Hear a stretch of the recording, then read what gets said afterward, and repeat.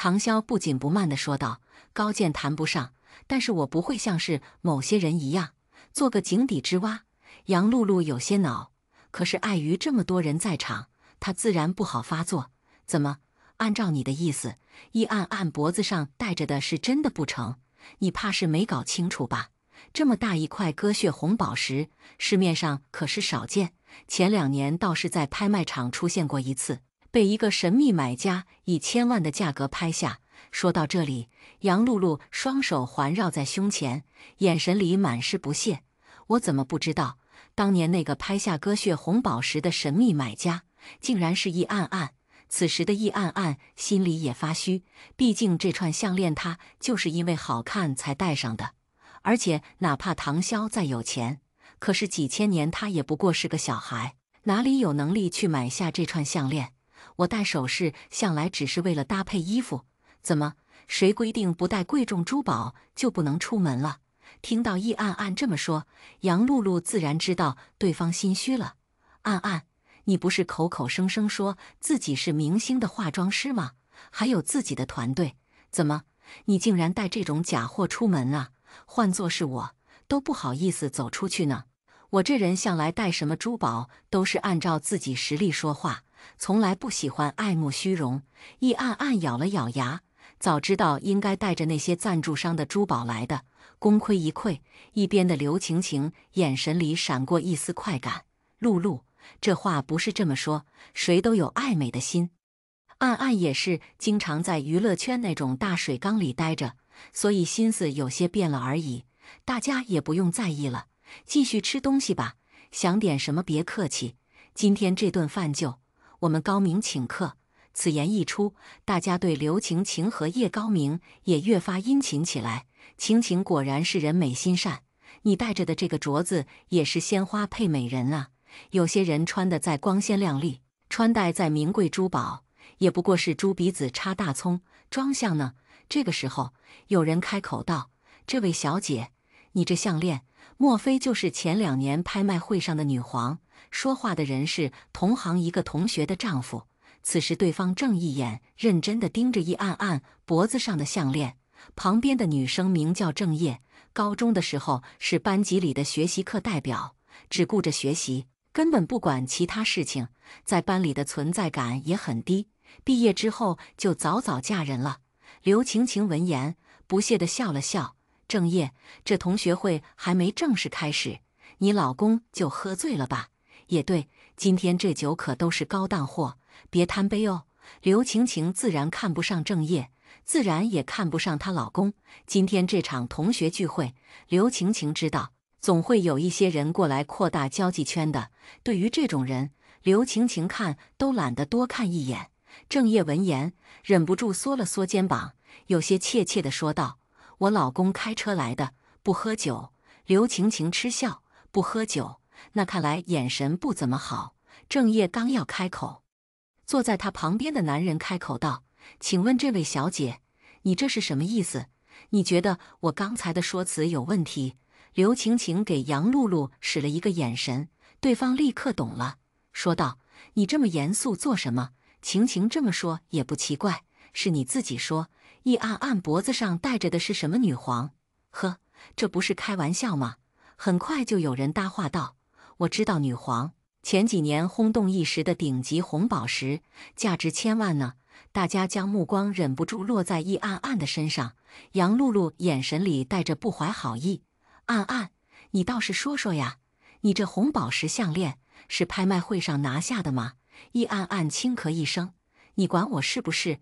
这条项链我是作为装饰物使用，有什么问题吗？”“当然没问题，你早说你喜欢这些假货呀！我家里倒是有一堆，留给小孩过家家的，你需要的话，我都可以给你送去。”被说红宝石了，什么颜色都有。话音刚落，周围的人忍不住哈哈大笑起来。郑业的老公孟川却一本正经地说道：“易小姐，能让我仔细看看这串项链吗？”易暗暗有些犹豫，忍不住看了一眼唐潇，没曾想唐潇却点头：“可以。”易暗暗摘下项链递过去，孟川却从旁边的公文包里拿出了手套，又拿出了放大镜，小心翼翼地接过项链看了起来。杨露露看笑了，伸手指了指脑袋：“郑业，你老公他这儿正常吧？”郑业抿了抿唇，他这是职业病。职业病？什么职业还专门戴着手套？保洁？哟，郑业，没想到你眼光这么独特呢。郑业听到杨露露一而再、再而三地为难自己，贬低自己老公，终于有些恼了。我老公是珠宝鉴定师，这一次陪我来同学会，也是因为临城有一场拍卖会，请他过去鉴定，请你们放尊重点。什么？珠宝鉴定师？真的假的？郑业，你老公这么厉害呢？他刚刚说暗暗戴的项链是价值千万的女皇，该不会是真的吧？暗暗，你竟然戴这么贵重的项链，你怎么不早说呀？让我看看。众人听到郑业这么说，自然纷纷起哄。可是杨露露和刘晴晴却根本不相信。刘晴晴缓缓端起酒杯抿了一口：“郑业，你这撒谎也不打草稿啊！且不说以一暗暗的实力，能不能买得起这串项链？前几天临城的珠宝拍卖会，我怎么没看见你老公？”杨露露捂着嘴轻笑一声：“晴晴，同学一场就被拆穿他了，怪尴尬的。”刘晴晴挽着叶高明的胳膊，娇滴滴地说道：“高明经常带我出席高端聚会，这么点小事可瞒不过我。”唐潇冷嗤一声：“这样吗？我怎么听说谢家昨晚有一场私人慈善拍卖活动？”刘晴晴立刻反驳：“不可能！如果真的有这个活动，我怎么不知道？”唐潇悠悠看了他一眼：“那当然是你不够格。”你一边孟川恭恭敬敬地归还项链，同时一边收拾东西，一边解释：“我昨晚确实接受谢家家主的邀请，去参加珠宝鉴定，而且我也可以很明确地告诉诸位，易小姐脖子上戴着的珠宝确实是女皇。第195章，需要我来处理吗？”刘晴晴不屑地翻了一个白眼：“我看你和他们早就串通好了，演这么一场大戏吧？还女皇、珠宝鉴定师，就凭你们？呵，这真的是我今年听过最大的笑话了。”杨露露跟着帮腔：“你们可别被他们给骗了，晴晴的对象可是星河科技的负责人。如果谢家真的有什么私人拍卖会，夜总会听不到风声吗？反而一个名不经传的小丫头片子知道了。”说着，杨露露看向唐潇：“不知道你是什么身份，敢在这里说这种话？”唐潇低头玩手机，头也没抬：“我不过是南丰高中的一名学生。”听到唐潇这么说，杨露露笑得更大声了：“一个学生也敢信口开河，大言不惭！”话音刚落，有人反应过来，说道：“你是叫唐潇吧？我没记错的话，你是不是拍过赵文导演的广告？”易暗暗立刻点头：“是他，妆容还是我负责的呢。”杨露露皱眉：“你说的赵文，该不会是……当然，怎么可能？”见杨露露不相信，对方直接拿出手机，找到了当时拍到的富贵大厦布置的海报。这条路是我每天必经之路，这张海报的无论是模特还是拍摄，都太有水平了，我忍不住拍下。没想到今天竟然还能亲眼见到。等等，唐潇这个名字我在哪里听到过？当初网上闹得沸沸扬扬的宫氏集团的少奶奶，好像也叫唐潇。所有人的目光都落在了唐潇的身上，可唐潇却依旧一脸淡漠。他靠在椅背上，姿态洒脱，有着脱离他这个年龄段的沉稳。别说杨露露，就连刘晴晴此时也慌了。她竟然是宫氏集团的少奶奶，这怎么可能？可能就是同名同姓呢？她一个小丫头，怎么可能是宫家的少奶奶？高明，你说句话呀！叶高明内心也惊觉万分，却故作镇定：“这位唐小姐看着有些陌生，我不认识。大家都知道，她可是星河科技的负责人，而星河科技又是宫氏集团旗下的，在这里没人比他更了解宫氏集团了。”果然，他说完之后，刘晴晴脸上的气焰越发嚣张。呵，小小年纪爱慕虚荣，冒充他人，简直是不要脸。这些人说自己也就算了，竟然还骂唐潇。易暗暗忍不住了一点，刚要起身和他们大干一场，结果唐潇一只手轻轻搭在了他的肩膀上，把人按了下去。叶暗暗疑惑地看着他，唐潇则是收起手机，用眼神示意他别担心。下一秒，包厢的房门被人敲响，一个经理模样的人走了进来。不好意思，打扰下，我是这里的经理，有一位季先生让我给几位送一瓶酒。很快就有识货的人看出来，这酒可不便宜。董浩忍不住问道：“季先生？哪个季先生？是季朝成。季先生，他就在隔壁包厢，说是等下过来敬酒呢。”季朝成的名字，大家或多或少都听过，对方的身份自然也不简单。这位季先生肯定是冲着叶总来的吧？叶总，没想到你竟然认识季朝成先生，这酒可不便宜，我们也是沾了叶总的光。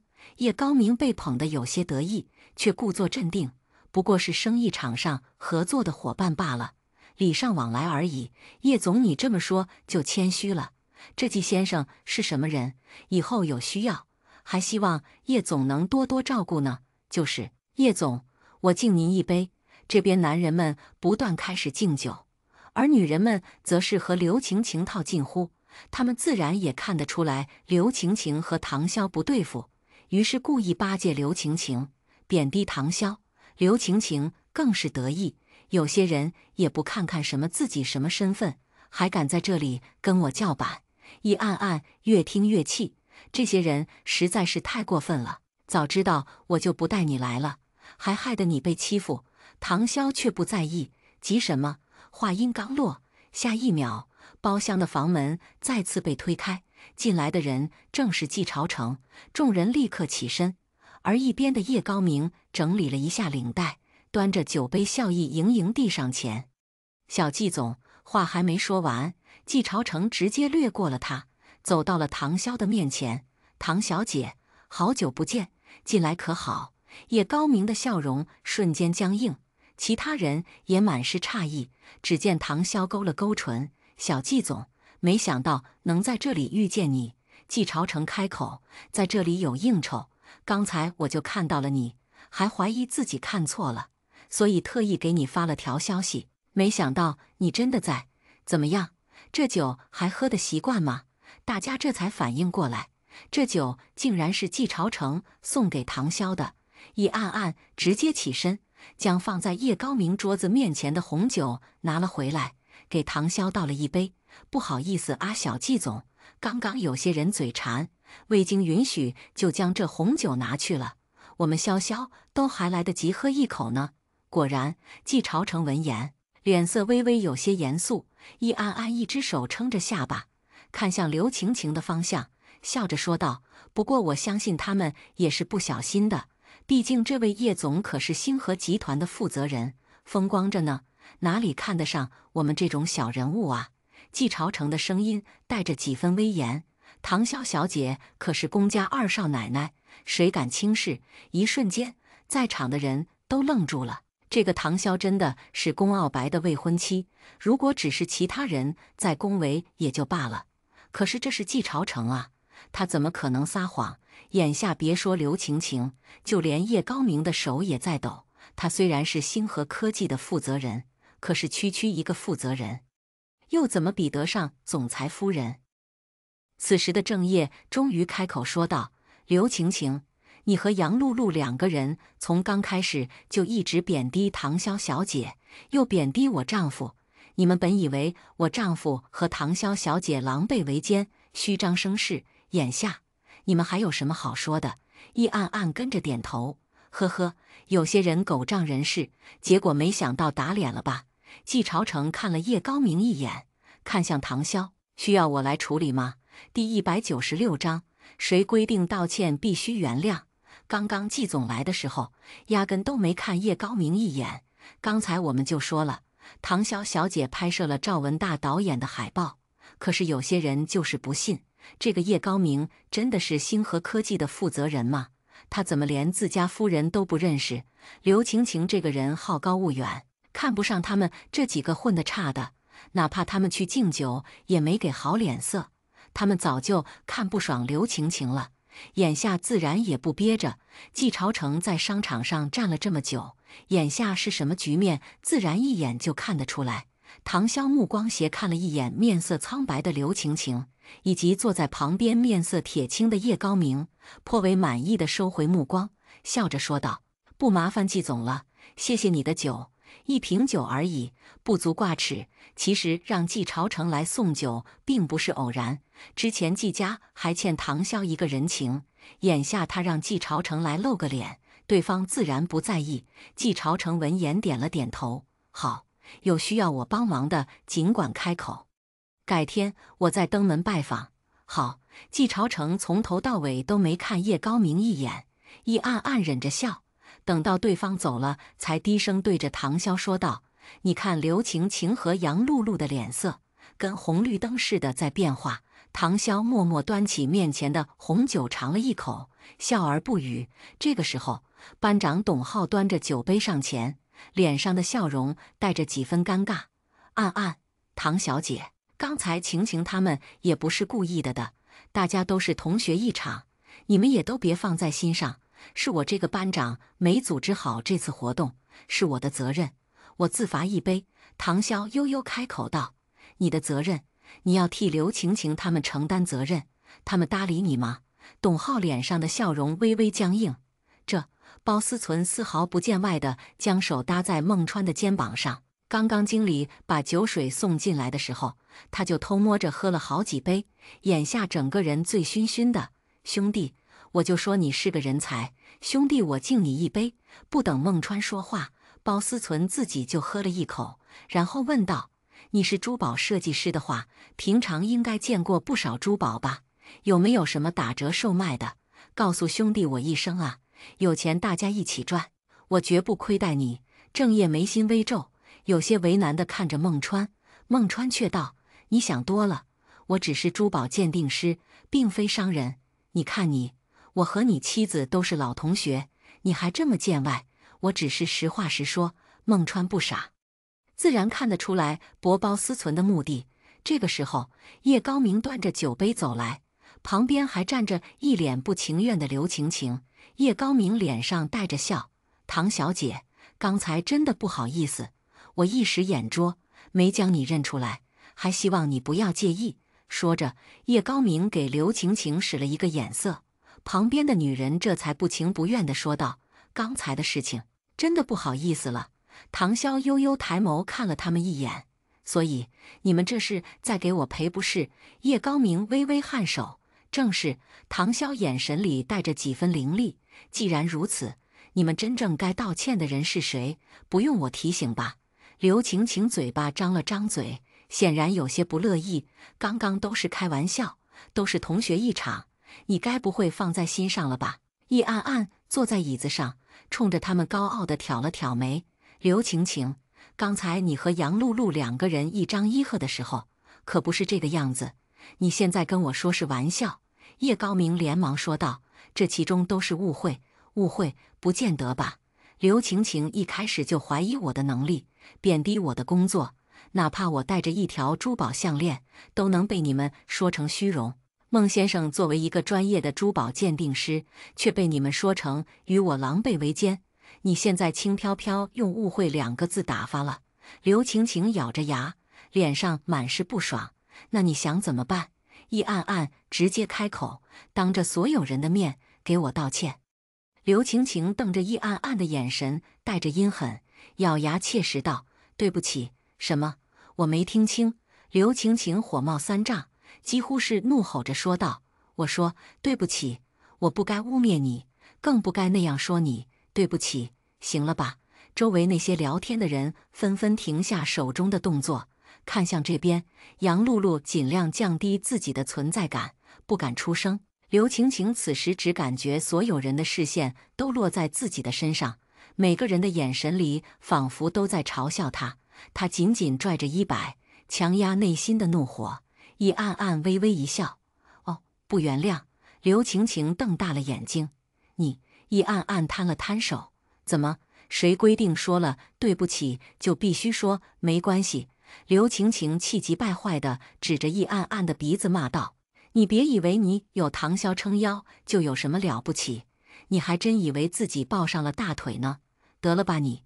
这个唐潇我可是查过了，张家不受宠的小女儿，常年待在深山野林，根本就是个乡野村姑。公家和她订婚，也不过是形势所逼。宫傲白真的能看上她这种人？别搞笑了，他们两个分开，不过是时间问题。一暗暗，等到时候，你看看谁能给你撑腰。旁边的叶高明急忙拉着他，别说了。刘晴晴却道：怕什么？你不是压根都没见过这个所谓的总裁夫人吗？这就说明了她在宫家根本不受宠，这种女人有什么好在意的？叶高明急了，抬手就给了对方一巴掌。闭嘴，不准对唐小姐无礼！刘晴晴捂着脸颊，一脸错愕地看着叶高明，转身就拿着包包离开了。路过唐潇身边的时候，刘晴晴瞪了他一眼，目光很快就落在了对方身后的那个背包上。他竟然背着 JR 限量款包包，刘晴晴嫉妒的眼眶都红了，踩着高跟鞋愤愤离开。原本以为叶高明会追出来，可是对方愣是看都没看他一眼，而是举着酒杯和唐潇赔罪。不好意思，唐小姐，不好意思，易小姐，都是我给宠坏了。这一次您二位受的委屈，我肯定不会这么算了。你想怎么算我管不着，我们应该不会有再次见面的机会。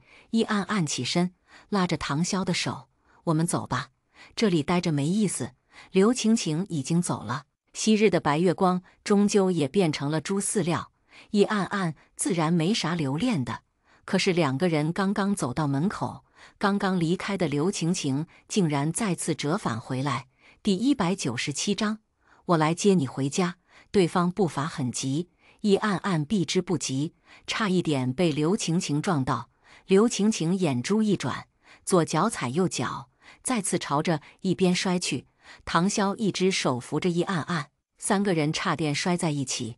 一暗暗立刻起身，不悦道：刘晴晴，你做什么？刘晴晴立刻反驳道：我又不是故意的，我东西落下了，来拿不行啊。说完，他再次进入了包厢，不过很快就再次离开。可是即便他再次折返回来，叶高明也丝毫没有要哄他的意思。杨露露见状，立刻跟着上前：晴晴，我送你，毕竟以后他还有需要对方关照的地方，这个时候自然要巴结。一暗暗看着他们两个离开，忍不住揉了揉自己被撞的肩膀，有病，刚才明明都避开了，结果又给我撞上来。唐潇没说什么，走吧。两个人走到电梯口，身后的包思存踉踉跄跄跟了上来，笑眯眯地说道：暗暗，你这么着急走做什么？等下他们说一起去唱歌呢，我到时候可以跟你合唱，怎么样？说着，包思存就将手要搭在一暗暗的肩膀上，唐潇食指和中指交叉，轻轻一弹，打在了男人的麻筋上，对方顿时胳膊无力垂下。不过包思存并没有在意，而是耍帅的一只手插兜，甩了甩头发。怎么样？你意下如何？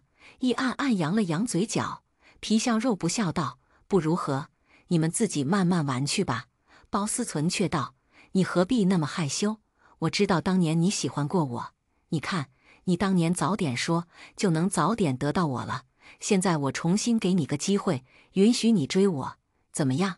一般人我可不给他这个机会。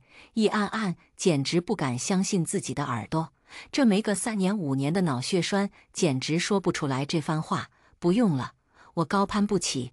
说着，电梯也来了，他拉着唐潇立刻往里面走。结果没想到包思存却挡在了电梯门口。暗暗，你这么矜持做什么？虽然女人矜持有些情趣，可是果然的矜持就不好玩了。一暗暗嘴角抽了抽，他当时年少无知，真的是脑子有泡才会喜欢上这个人。唐潇扫了他一眼，让开。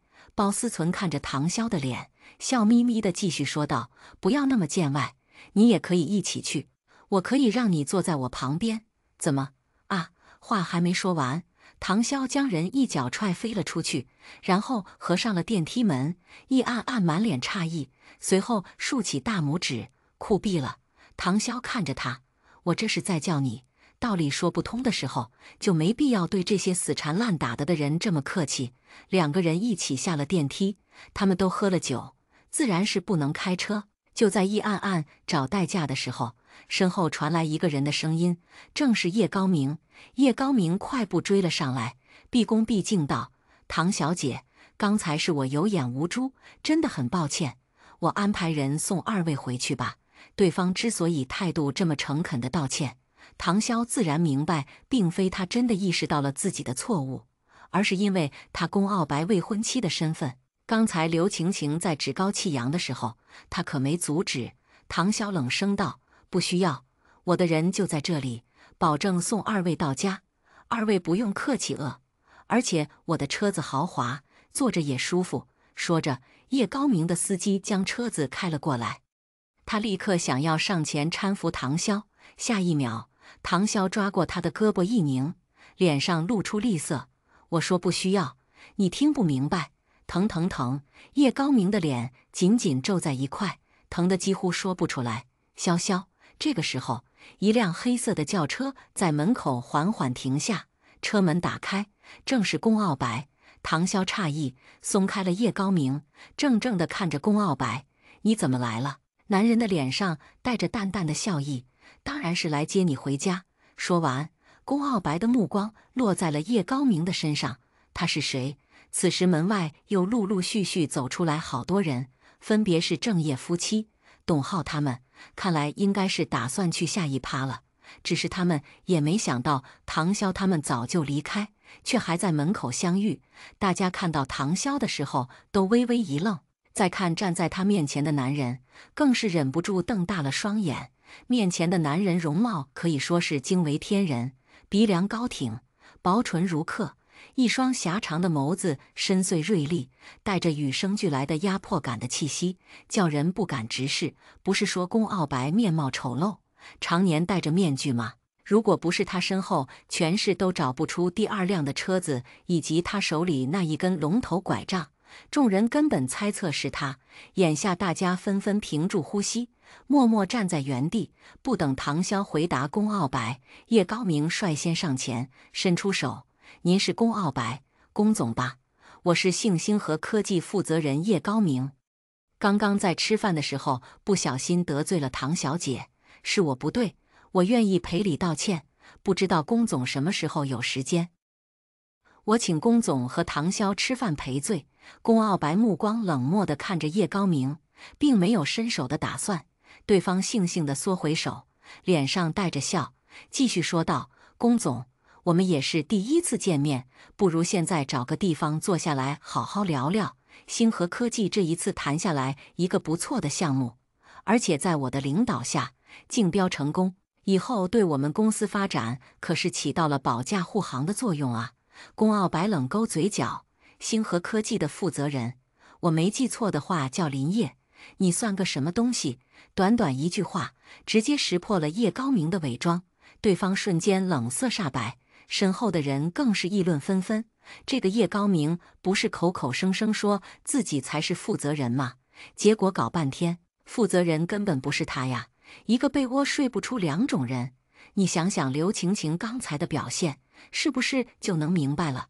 刚才她坐在哪里，眼神就没有正经看我们一眼，压根就看不上我们，结果不过是个爱慕虚荣的货色罢了。这些话，叶高明自然也听到了。他强壮镇定，继续说道：“是我没说清楚，让宫总误会了。我并不是总负责人，而是……”可是宫傲白并没有继续听他说下去，而是上前牵起唐潇的手：“走，回家。”第198章，潇潇，我是谁？叶高明身体瞬间僵硬，面如土色地站在一侧。唐潇跟着宫傲白往前走，一边的易暗暗十分识趣地说道：“我自己开了车，就不和你们一起走了，我叫代驾回去，拜拜。”听到他这么说，唐潇自然没说什么，跟着宫傲白上了车。台阶上的众人面面相觑，刚刚他们之中有不少人根本不看好唐潇，此时自然是汗流浃背。看宫傲白的宠溺程度，哪里会不重视唐潇？刚刚他们的所作所为，只要宫傲白动动手指，他们就别想在临城继续待下去了。唐潇自然没理会这些人的心思。上了车之后，苏远开车：“你怎么知道我在这里？你朋友给我发了消息。”唐潇诧异：“你什么时候和易暗暗加上联系方式了？”男人解释：“我知道你在临城，就他一个朋友，我想更加了解你，所以我便要了他的联系方式。这是我的手机，你可以查看，我们的聊天只关于你。”唐潇看着对方递过来的手机，笑着推开：“不用，刚刚吃饭了吗？没吃的话，我带你去吃点。”刚才那样的环境，宫傲白明白他肯定没好好用餐。果然如宫傲白想的那样，刚刚在场的时候，唐潇并没有怎么吃东西。宫傲白让苏远开车去私人菜馆，唐潇却道：“送我回去吧，外面这些吃的还不如我自己做的好吃呢。而且我有东西想让你带给爷爷。”宫傲白点头，苏远开车送着二人回去。到家后不过半个小时，餐桌上就已经摆上了3菜1汤：肉蟹鸡爪包、红烧鲈鱼、蒜蓉生菜和芙蓉鲜蔬汤。因为易暗暗的事情，他拒绝了宫卓越的邀约。眼下唐潇自然是想着轰轰男人，于是颇为热情地介绍：“这个螃蟹很新鲜，都是少谦每天让人送来的。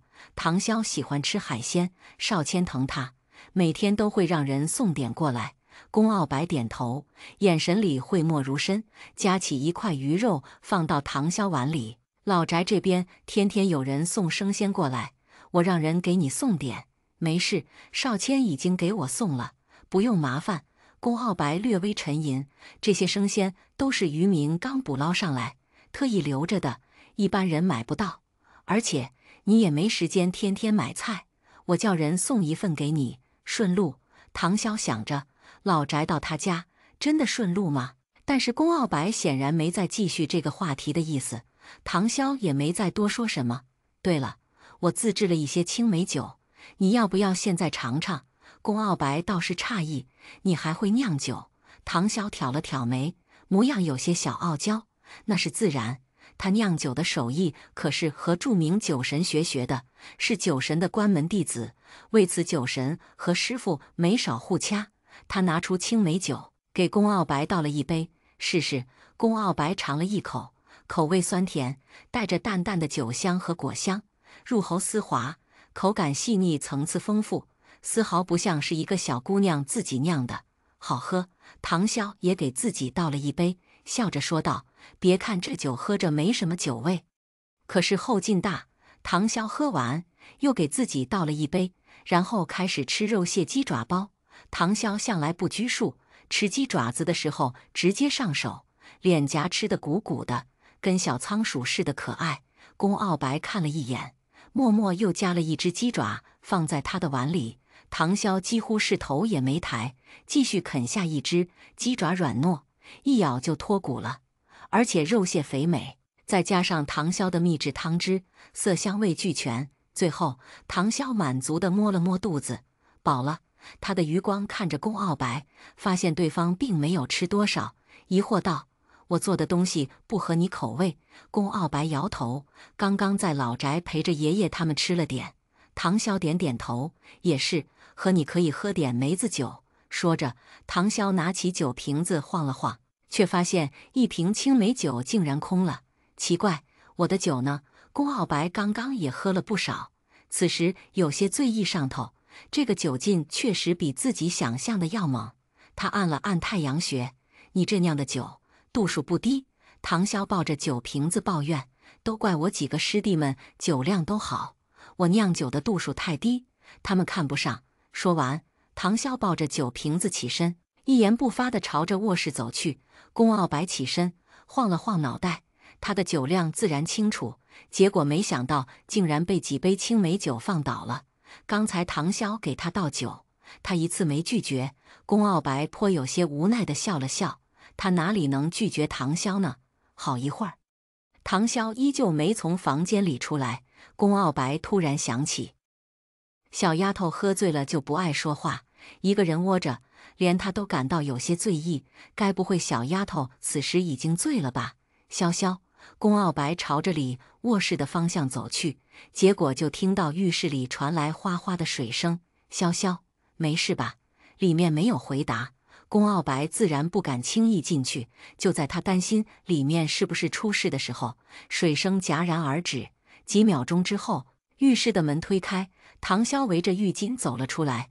浴室里氤氲着水汽，唐潇白瓷般的肌肤染上了几分绯红，就像是带着水汽的水蜜桃，香甜可口。唐潇径直走到衣柜前，打开了柜门，从里面拿出一套睡衣。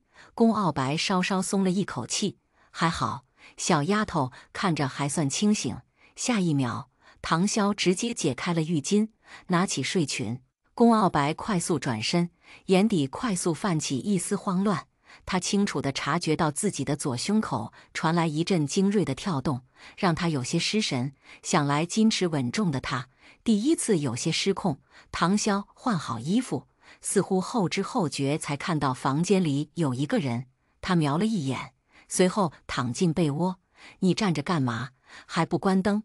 宫傲白薄唇紧抿，缓缓去关了灯。正当他要出去的时候，唐潇却继续开口：你去哪儿？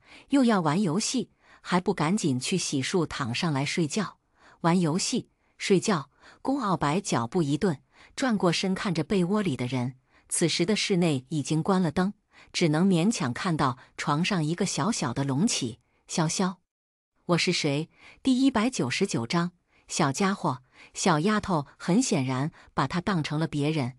宫傲白心中有些五味杂陈，可是床上的唐潇并没有感觉到不对劲，而是继续慵懒懒地说道：你再不乖，小心被师傅抓到打手心。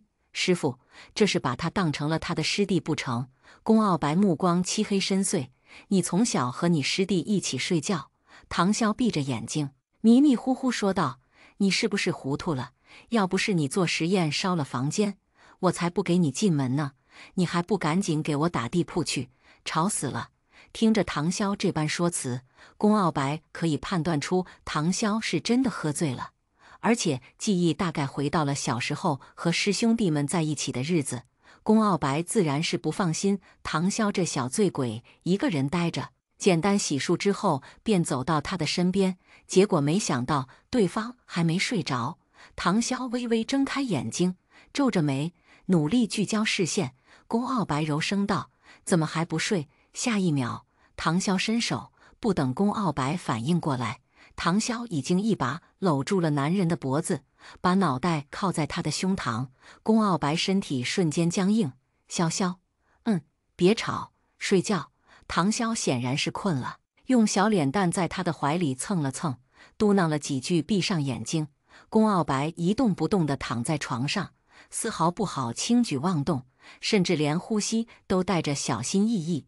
等到怀中的小人呼吸渐渐平稳，宫傲白这才缓缓低头，看着已经熟睡的唐潇。床头柜上的暖灯照在唐潇的身上，温暖的光晕给他增添了几分柔和。他的睫毛很长，因为光线的原因，在眼底留在一层黑影，就像是一只翩然起舞的蝴蝶停落在他的精致的脸上。睡着的他比平常看着更加乖巧，或许是刚刚洗完澡的缘故。唐潇的身上带着好闻的气息，宫傲白避开视线，看着天花板，无声地叹了一口气。小丫头自己喝醉酒就睡着了，还这么主动地抱着他睡觉，他到底知不知道这意味着什么？如果这个人不是唐潇，宫傲白可以理所当然地将这一切看作是勾引。好一会儿，宫傲白才无奈地笑了笑，伸手轻轻刮了一下他的鼻尖：小醉鬼，下次不准这么喝了。唐潇微微皱眉，呢喃着朝着宫傲白的怀里拱了拱，试图找一个更加舒服的姿势睡觉。宫傲白几一时之间不敢动弹，等到对方安静下来之后，才感觉房间的热度有些高，或者说这个热度一直没有下去过。一向以自制力惊人自居的他，此时也略显狼狈。他试图将唐潇放到床上，自己去冲个冷水澡，可是他稍稍一动，小丫头就十分不满地抱着他，不让他离开。宫傲白哭笑不得，只能任由他抱着，一直到天空渐渐出现鱼肚白，这才稍稍眯了一会。手机闹钟响起，唐潇缓缓睁开眼睛，瞬间察觉到不对劲，他的旁边有人，他立刻警觉地看向旁边，下一秒，浑身紧绷的肌肉微微放松，是龚傲白。奇怪，他怎么睡在这里？唐潇咬着唇，回想着昨晚的情景，不过是邀请对方来家里吃饭，然后两个人喝了不少青梅酒。接下来的事情，唐潇记忆有些模糊，好像是他把龚傲白留下来的。昨晚的记忆就像是走马观花似的，并没有放过他。眼下他缠在龚傲白腰上的胳膊，以及搭在他腿上的自己的腿，无一不在证明他的霸道。唐潇悄悄看了一眼龚傲白，趁着对方没醒，急忙收回手，踮手踮脚地跑去了浴室洗漱。等到浴室门关上的瞬间，龚傲白就睁开了眼睛。刚刚唐潇一动，他就醒了。只是他了解唐潇，只怕和对方对上眼，小家伙会原地脸红爆炸。等到浴室里的水声消失，龚傲白继续闭上眼睛。他能察觉到唐潇轻手轻脚地朝着这边走，身上带着刚刚洗漱好的好闻的香气。唐潇将手伸向衣柜，偷偷看了一眼龚傲白，确定对方没醒来，打开了柜门，从里面拿出一套衣服，又小心翼翼地关上衣柜门，踮着脚离开卧室，打算去客房换衣服。听到关门声，龚傲白再次睁开眼睛，无声笑了笑：“小家伙。”冒似的将他的心挠得痒痒的。等到龚傲白洗漱好出门，唐潇正在厨房做早餐，看到他出来，唐潇假装镇定：“你醒了，早餐马上就好。”“好，谢谢。”见龚傲白没说昨晚的事情，唐潇这才稍稍松了一口气。因为宿醉影响，唐潇特意做了养生粥，又将之前冷冻起来的饺子拿出来煎了几个，勉强能吃个饱。“你今天能去学校吗？要不要休息一天？”唐潇摇摇头，今天周日，龚傲白失效，倒是他糊涂了。唐潇喝着粥，问道：“你今天还要去公司？”“有一份文件需要我去签，还有一个应酬。”男人说完，微微一笑：“不想我走？”唐潇移开视线，低头继续吃东西。“才不是。”龚傲白低声笑了笑。两个人沉默无话。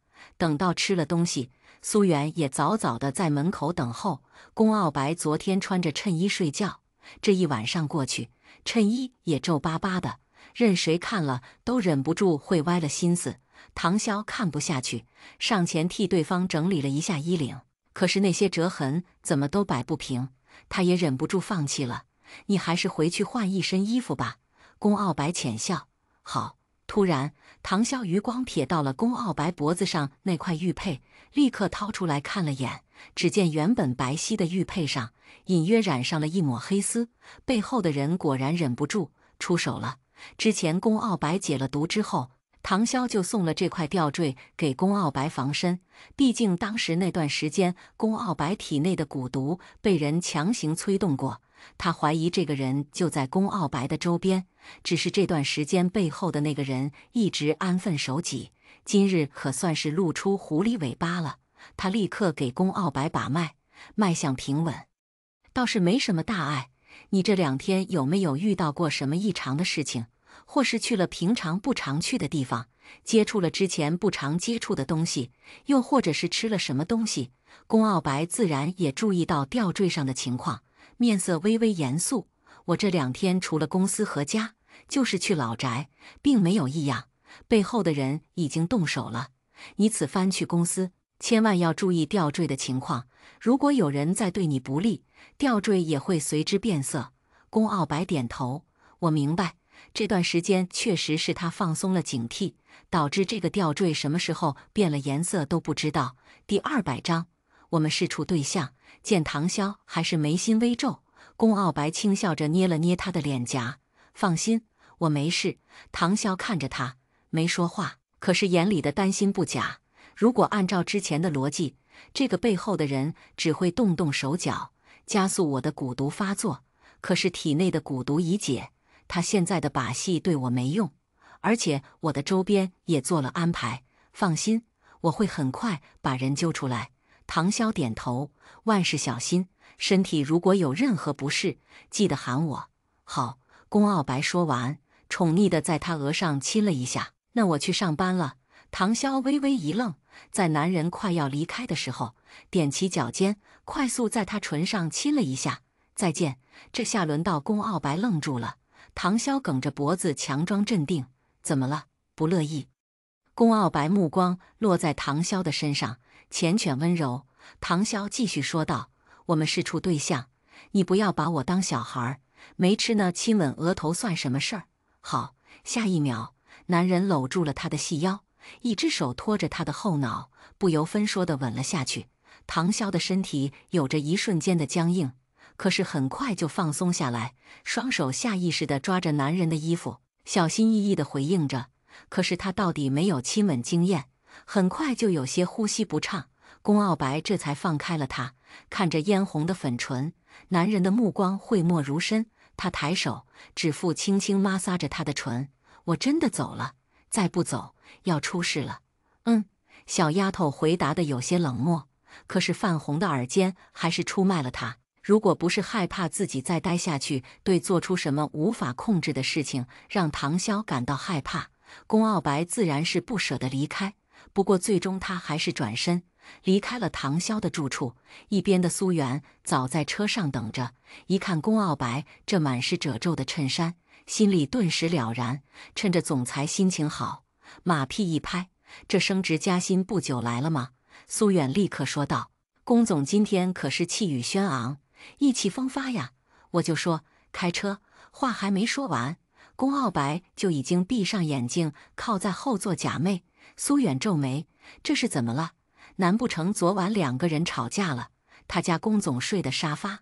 唐潇目送宫傲白离开之后，开始收拾房间。他一把将昨晚丢到沙发上的包包拿起，结果却发现包包被人划了一道，这口子旁边还沾了东西。唐潇闻了闻，应该是某种化学物质，包包被划口子的部分已经发青，很难清洗干净。奇怪，这是什么时候划的？他竟然没发现。眼下修复这个包包估计也困难，唐潇本身也就背得少，打算当普通的买菜包得了。所以下午出去买菜的时候，唐潇就是背得这么包出去。等到他回来，却发现易暗暗就站在门口。潇潇，你可算回来了。唐潇下了摩托车，拎着包打开门进来说吧。易暗暗手里捧着个礼盒，说道：“昨晚我糊涂了，到家洗漱才发现我带着你的项链回家了。我给你发消息你也没回，我想着大晚上你可能休息了，就想着今天来找你。”唐潇却道：“那条项链适合你，你收着。”易暗暗立刻头摇得跟拨浪鼓似的：“不行不行，你这东西价值几千万，我不能收这么贵重的东西。咱虽然说是好朋友，但是这礼物也不是随便送的。”唐潇轻笑一声：“这东西对我来说就是一块石头，而且也不适合我，你喜欢就拿着。”唐潇确实没撒谎，别的不敢说，这些珠宝小时候他就拿着当弹珠玩。很多达官贵人找师傅帮忙求医问药的时候，都会送这些。师傅一个大男人也不喜欢这些东西，都给唐潇和几个小徒弟玩。易暗暗愣了一秒，虽然很喜欢这串项链，可是这比他的命还贵，他受不起。不行，我不能要，这太贵重了。唐潇见状也没再说什么，易暗暗总算是松了一口气，目光看到他旁边的包包，傻眼了。潇潇，你的包？20万的包包里竟然装着大葱和土豆。唐潇看了一眼，哎呀，他立刻拿出里面的菜，皱着眉道：“有个瓶牛奶压扁了，可惜了。”易暗暗咽了一口唾沫：“你说啥？这个包包都被弄脏了，你却可惜牛奶？这包反正破了，有什么可惜的？只是这牛奶的味道沾上了，时间久了味道难闻。”唐潇把东西都拿了出来，这种包包不能洗，但是牛奶这味道擦干净了也没用，时间一久，一股难闻的味道就出来了。唐潇刚要把包包丢到垃圾桶里，却被易暗暗拦下：“你就这么丢了？不然呢，就算这些划痕无法修复，气味无法去除，好歹也是20万的包包呀。你可以放二手平台卖出去吗？减少一点损失，这有人买。易暗暗在时尚界混了这么久，自然是懂得点门道。你这款包包是限定款，自然是很多人喜欢的。你可以打个折，低价卖出去，肯定会有人买。你就当让那些无法拥有这么贵重的包包的姑娘们都享受一下背这个包包的感觉。而且现在很流行拍照晒圈的，很多人在网上晒车、晒房、晒包包。你这包包虽然脏了，可是只要拍摄角度没问题，他们自然是很乐意以超低的价格来炫个富，总比你丢掉强。唐潇不懂这些，随意交给你去处理吧，不能贵。易暗暗点头，行，没问题。他很快就将包包擦拭干净，拍了几张照片上传到二手平台，备注了划痕和牛奶的污渍。结果刚刚发布，就有人过来秒拍，问都不问，卖出去了。唐潇诧异，这么快？当然，我一直在二手平台做交易，我的账号信用老好了，很多老客户看到都是二话不说直接拍下的。而且我给的价格也不是很高，就1000块钱，打骨折价了好不好？唐潇微微皱眉，可是这个包包真的值1000？易暗暗亏小不得。当然，第201章，你怎么这么冷酷无情？易暗暗看着唐潇，语重心长道：“你这包但凡在手里放着，过段时间肯定涨价。这个价格能卖出去，多少人得抢破脑袋。如果不是唐潇不答应卖高价，这个包包哪怕是上万，也会有人抢着买。”最后，易暗暗继续说道：“下次你再有这样的事情，可千万别随随便便丢垃圾桶了，交给我。”唐潇点点头：“你等我一下。”说着，他起身走向卧室，不一会儿又出来了，递过去一个小小的首饰盒。“这次的事情辛苦你了，你看看喜不喜欢？”易暗暗瞪大了眼睛：“给我的。”唐潇点点头：“嗯。”易暗暗打开盒子，发现里面躺着一条项链，也是耀眼的红宝石，和之前的稍稍有区别。我是觉得你真的挺适合红宝石，所以让人找了一串和之前的差不多的。不过价格方面你放心，不贵。少谦告诉他，普通人对于价值上千万的礼物，自然是有负担，会惶恐。而且他真的收下了这个礼物，对他来说，可能也不是一件好事儿。所以唐潇找了一个差不多的项链，不过价格不贵，单纯就是起到个配饰的作用。易暗暗有些不敢收，再三追问了价格之后，这才满心欢喜地将项链拿下。“谢谢潇潇，真好看。”易暗暗开心地在镜子前看了一会儿，随意地开口：“对了，过2天是不是你那个所谓的妹妹的生日？说来奇怪，我以为像她这种人肯定去买高档的礼服，结果没想到她买了一件道具裙。”唐潇记得张双双应该马上就要举办成人礼了。道具裙？对，我一个圈里的朋友专门做道具的，其中就有服装道具，给剧组用的。他手艺好，所以张双双找上了他，让他一复刻一条高档裙。要知道复刻的价格不低，可是他偏偏就要那种被水一浇就变成透明的道具裙。虽然比真正的高档裙便宜，可是这要是出门遇到个下雨什么的，不得遭殃。易暗暗实在搞不明白这些有钱人到底在想什么。这个时候，易暗暗的电话铃声响起，是工作那边打来的电话。“抱歉，潇潇，我得先离开了。”唐潇点头：“路上小心。”隔天，唐潇骑车来到学校，照常上课。现在学校里3天一小考，5天一大考。大家原本对考试的厌恶感逐渐变成了兴奋，迫不及待地想要知道自己这一次比上一次有没有好一点。唐潇时不时没来上课，让身为教导主任的王腊梅心里自然不舒服。可是每次唐潇的成绩都甩开第2名好多分，他又只能默默闭上嘴。就连林汉都来找唐潇，让他给 F 班的人补课，因为身处这个阶段，该学的都学完了，该教的也都教了，可是林汉发现，有时候任课老师讲的东西，还没唐潇一句话请的好理解。同学们也更加喜欢唐潇的解题思路。于是林汉将唐潇叫到了办公室，想和对方商量商量，能不能让他抽出点时间帮着 F 班的人提升提升。唐潇点头，可以是可以，不过我时间有限，晚自习依旧由林大的教授负责，其他时间抽出1节课给我就行。林汉开心，没问题，因为高3毕业在即，唐潇也是想着能帮就帮，毕竟他也需要 F 班的成绩，成为打开档案室的敲门砖。离开办公室，唐潇朝着教学楼的方向走去，结果迎面就看到张双双等人朝着自己走来。双双，你爸妈这么重视你，竟然给你举办这么大的生日晚宴。张双双脸上带着淡淡的笑意。也还好吧，只是普通的生日宴而已，你们没有吗？虽然，但是我们也就是普通的家宴而已。我也是，我爸妈不准我把家里闹得太脏，都是给我钱让我自己出去玩而已。张双双一只手勾着发尾，眼角带笑。那你们这周末可以来参加我的生日宴，可以带男伴。好，几个女生自然很开心，叽叽喳喳地凑到一块说着。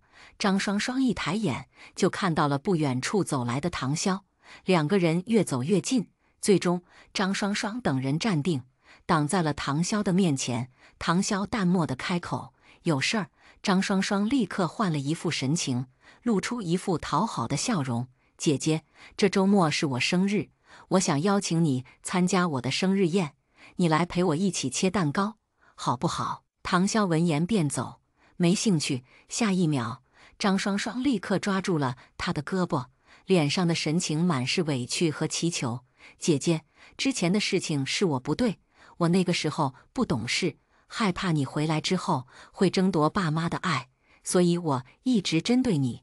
可是我现在想通了，无论如何，我们都是姐妹，我不想因为我的无知导致你对爸妈心生怨恨。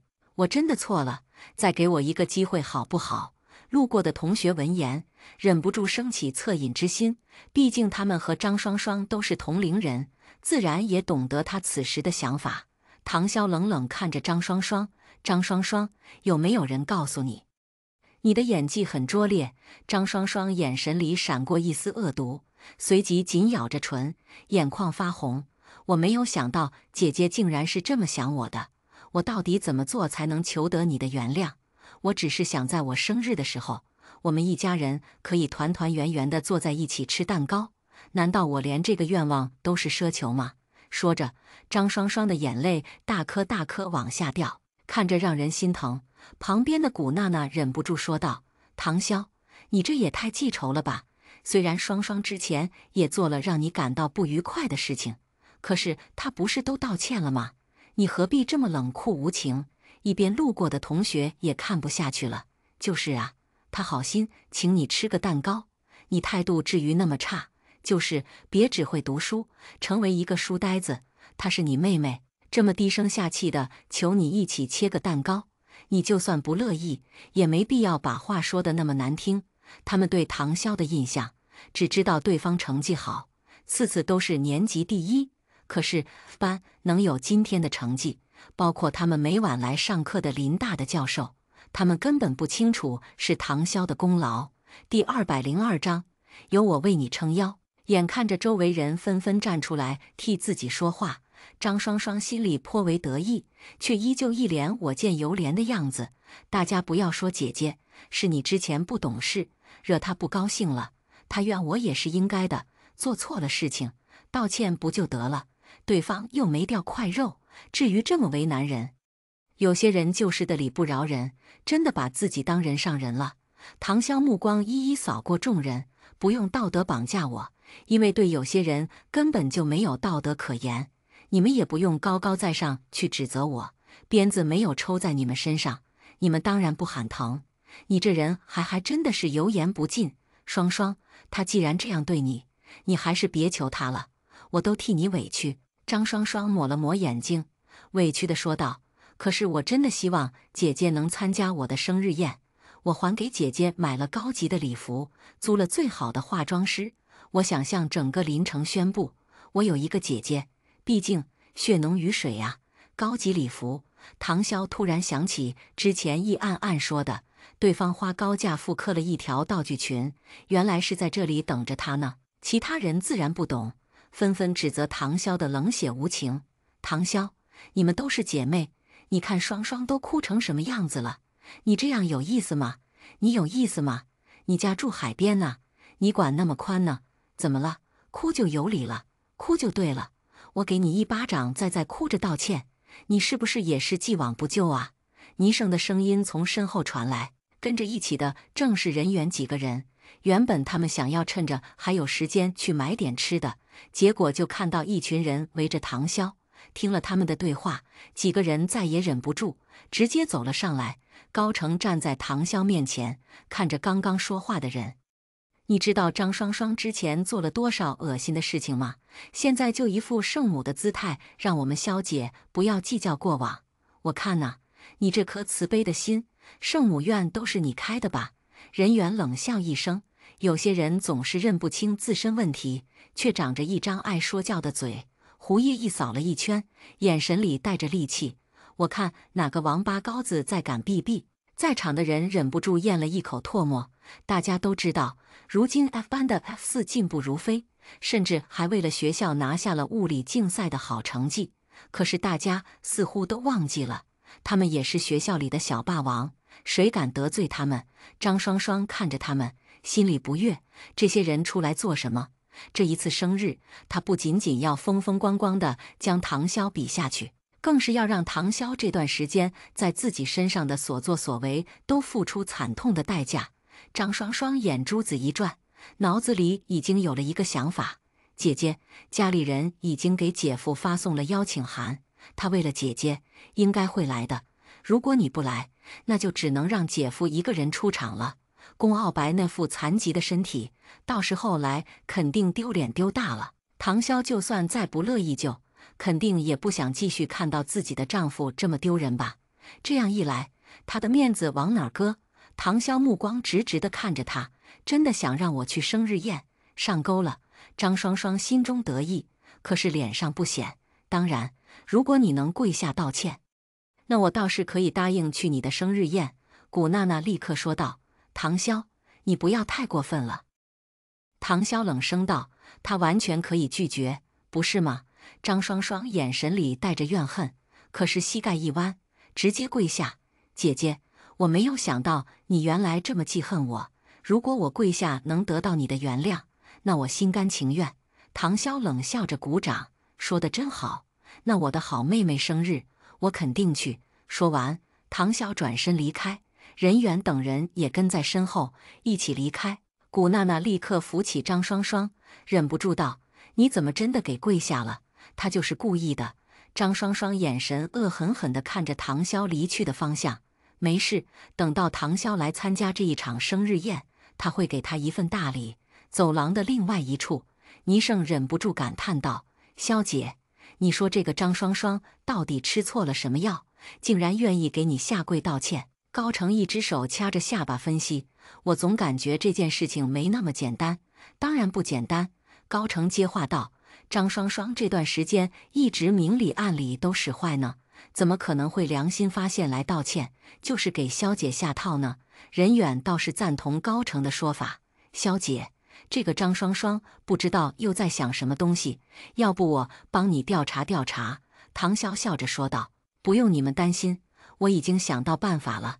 你们先回去上课。”上课的时候，唐潇拿着手机给易暗暗发了一条短信：“接下来就是坐等好戏的开始，他们邀请你参加张双双的生日宴。”唐潇点点头：“我答应了。”对方说：“也给你发送了邀请函。”开车的苏远立刻解释：“他们是有发来这么一封邮件，但是我想着龚总可能不愿意，所以就没说。这段时间张家3天2头发邮件，不是这个酒会邀约，就是那个活动邀请，8届2字都快贴在脑门上了。”龚傲白一概不理。龚傲白闻言开口道：“苏远倒是没告诉我，一般不重要的消息，我都会让他自己处理。”唐潇轻笑出声：“刚才张双双说的趾高气扬的，仿佛就像是宫傲白已经答应了他一样。原来这还没敲定呢。宫傲白看着唐潇：“你打算去？他给我准备了一份大礼，我不去，岂不是对不起他这份心意？”宫傲白点头：“我陪你一起去，不用那么麻烦，我能对付的了。我知道，但是我也想让他们知道，你不是一个人，有我为你撑腰。”唐潇耳尖微微发红。知道了。车子很快到了老宅。自从宫傲白身边有人轻举妄动之后，唐潇下课之后便和他待在一起，这样能及时处理一些不必要的麻烦。下了车，宫卓越率先跑了出来，扑在唐潇的身上：“二嫂嫂，你可算来了，我好想你。”唐潇揉了揉对方的小脑袋：“乖。”宫傲白理所当然地牵起他的手，进去说：“第203章，你刚刚是不是笑了？”宫傲白这段时间的出行路线很简单，而且十分关注玉佩的颜色变化。似乎上次的事情之后，背后的人一直没有什么动作。宫老爷子看到唐潇来，自然是开心，拉着他说了会儿话。唐潇担心其他人对老爷子下手，给他把了把脉，确定什么情况都没有，这才稍稍松了一口气。宫老爷子乐呵呵道：“怎么样，爷爷身体依旧硬朗？”宫老爷子却笑着道：“爷爷都还没看到你们结婚生子，怎么敢生病？”唐潇动作微微一顿，结婚生子他自然是没想过那么久远的事情。宫傲白坐在一侧，自然接话：“潇潇还小，我就随口这么一说，瞧你紧张的，我又不会欺负咱们潇潇。”听着爷孙两个人的对话，唐潇轻咳一声：“我去倒点水。”说完，他起身朝着厨房走去。见他走远了，宫傲白才缓缓开口：“爷爷，潇潇脸皮薄，您别拿这件事情开玩笑。我知道潇潇这孩子不容易，你别成天忙着工作，该带他出去玩就出去玩。对了，过段时间我要去参加一个开幕式，出去一趟。”宫傲白闻言看着老爷子：“您一个人去？”老爷子点头：“不过就是个开幕式而已，我和你林叔去，剪彩结束就回来。”宫傲白开口道：“我到时候派人跟着您一起去，不然我不放心。”宫老爷子笑着：“你这孩子，来，跟我下一盘。”宫傲白起身坐到老爷子面前，陪着他下棋。唐潇走到厨房，给自己倒了一杯水。宫卓越也跟着跑进厨房：“我要吃冰淇淋，二嫂嫂，你吃不吃？”“好。”宫卓越打开冷冻柜，结果里面除了食材之外，什么都没有。奇怪，冰淇淋呢？宫卓越蹲下身，看了一眼冰箱，确实没看到冰淇淋，里面倒是放了不少肉，还有生鲜。“三小姐，你在这里做什么？”黄妈立刻走上前，关上冰箱门：“这些都是食材，你是要找什么？我帮你找。”宫卓越立刻说道：“大哥给我买的冰淇淋呢？”他说：“放到冰箱里了。”黄妈笑了笑：“大少爷买的冰淇淋在另外一台冰箱里呢，我给你拿。”说着，黄妈给宫卓越拿了冰淇淋，宫卓越又给唐潇要了一个，这才高兴地回到客厅去看电视。唐潇看着黄妈，问道：“家里一直是2个冰箱？”黄妈疑惑了一瞬，随即在围裙上擦了擦手，回答道：“对。一个冰箱都是囤放冷冻食材，另外一个冰箱则是放一些饮料、零食、水果什么的。”唐潇总感觉有哪里奇怪，可是说不上来。他转身缓缓离开厨房。宫墨风这段时间不知道在忙什么，一直神龙见首不见尾。宫卓越想他了，他也无法赶回来，只是让人送来了冰淇淋，这才把小公主哄高兴。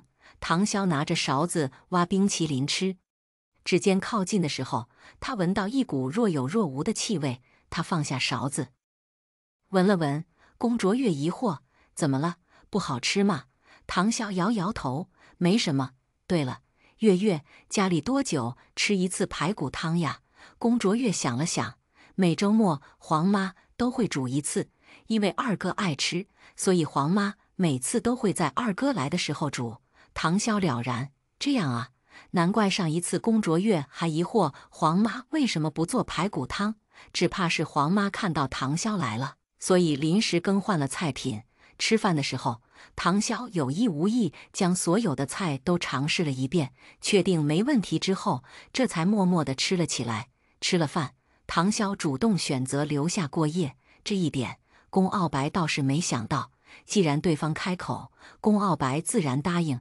到了夜深人静的时候，唐潇坐在床上，小脸带着严肃：“皇妈有问题。”宫傲白看着他这副模样，神情也微微严峻：“你发现了什么？还记得我上次说过吗？皇妈会用草药熬汤。当然，这一点不足以说明它存在问题。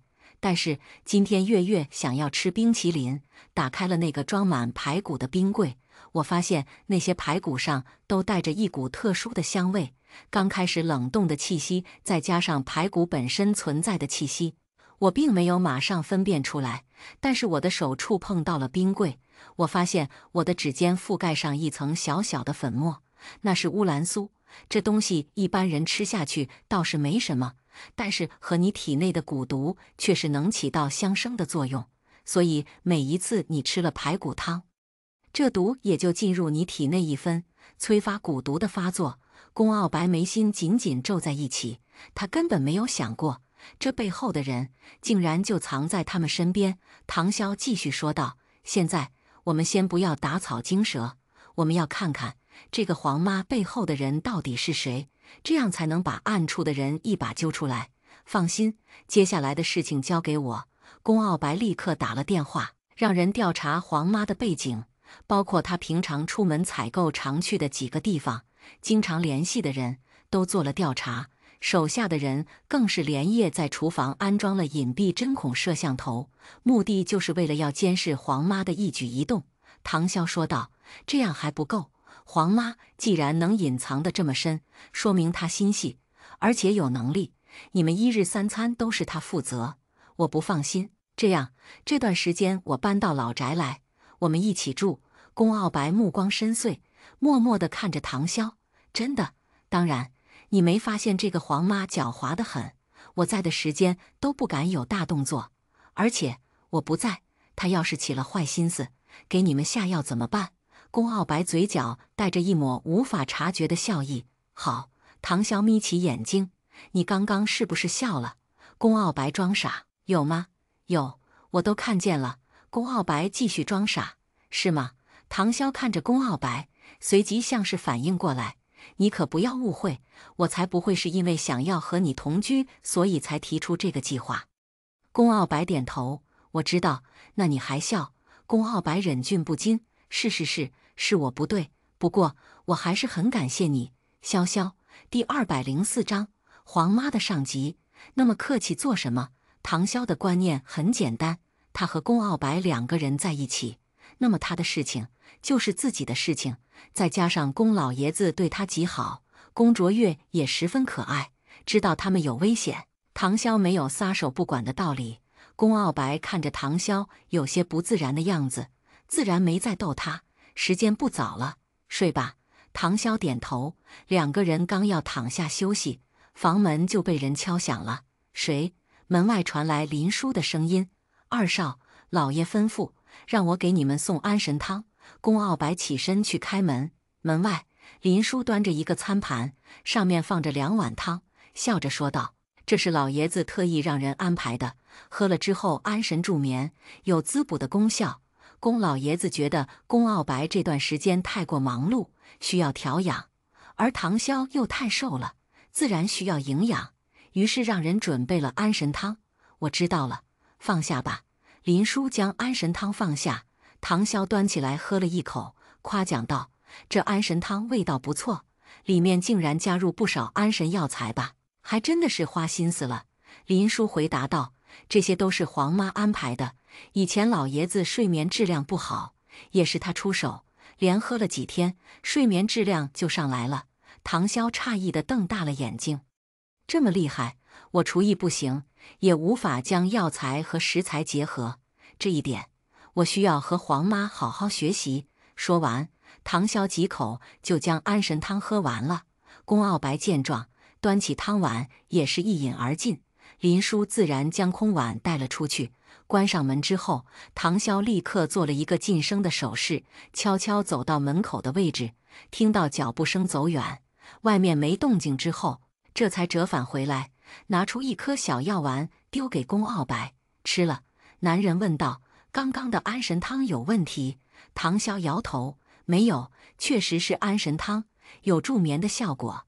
不过我怀疑这是他在试探我们，怎么就那么凑巧，今晚准备了安神汤？”宫傲白瞬间反应过来：“你这是想将计就计？”唐潇点头：“没错。”深夜，所有人都陷入了安睡中。楼下佣人的房门被打开一道缝，里面的人确定外面没动静之后，这才推开门出来。对方不是别人，正是黄妈。她踮手踮脚地朝着2楼走去，来到宫傲白的房间，拿出钥匙打开了房门。刚才她清楚地看见唐潇和宫傲白2个人都把安神汤喝了，哪怕外面打雷下雨都不会醒。她一步一步朝着床铺靠近，伸手正打算去触摸宫傲白的脉象，结果没想到就在这个时候，唐潇突然转身，整个人抱住了宫傲白。对方并没有醒，可是这样一来，却刚好挡住了男人的胳膊，让他无法把脉。正当他打算伸向另外一侧的时候，手机突然震动了一下，在这黑暗中显得格外清晰。他拿出来看了一眼，这才转身离开。等到黄妈的脚步声远去，2个人立刻睁开了眼睛。唐潇丝毫没觉得自己刚才的姿势到底有多么亲密，说道：“跟上去。”宫傲白颇为无奈的宠溺一笑，快速换好衣服跟了上去。为了不引起注意，2个人并没有开车。黄妈离开老宅之后，穿过了一条街，又绕了2条小巷，终于在一个胡同口，唐潇看到了一辆车。黄妈打开车门坐了上去，车子快速启程。唐潇和宫傲白2个人立刻追了出来，却只能看到车子的尾气。唐潇皱眉，眼下这个时间点，周围都没有车，他们2个人的速度自然是比不上车子的速度。宫傲白却示意他不要着急，只见男人打了一个电话，说了车牌号，跟上那辆车。得到对方肯定的回答之后，宫傲白这才挂断电话。我提前让马文才在周围待着，他会跟上那辆车，不要着急。唐潇诧异：“你早就预料到黄妈今晚的行动？这里附近都有我们宫家的眼线，而且到处都是监控，黄妈这些年都能安然度过，肯定不会在这些地方露出马脚。所以我提前让马文才在附近盯着，一有动静就让他们跟上。”唐潇兴奋地一把抱住了宫傲白：“还是你有办法？”男人勾唇一笑，眼神中满是笑意。很快，另外一辆黑色轿车停在了唐潇的面前，正是苏远。马文才已经给我发了路线图，宫总，你们先上车。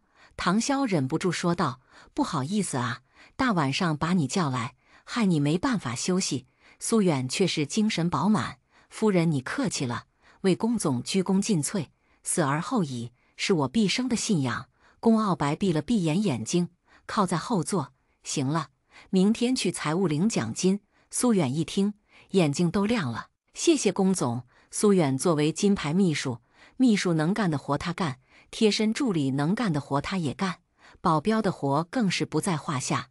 宫傲白重用他，自然是因为苏远身上有过人之处，所以该给的薪资自然不少。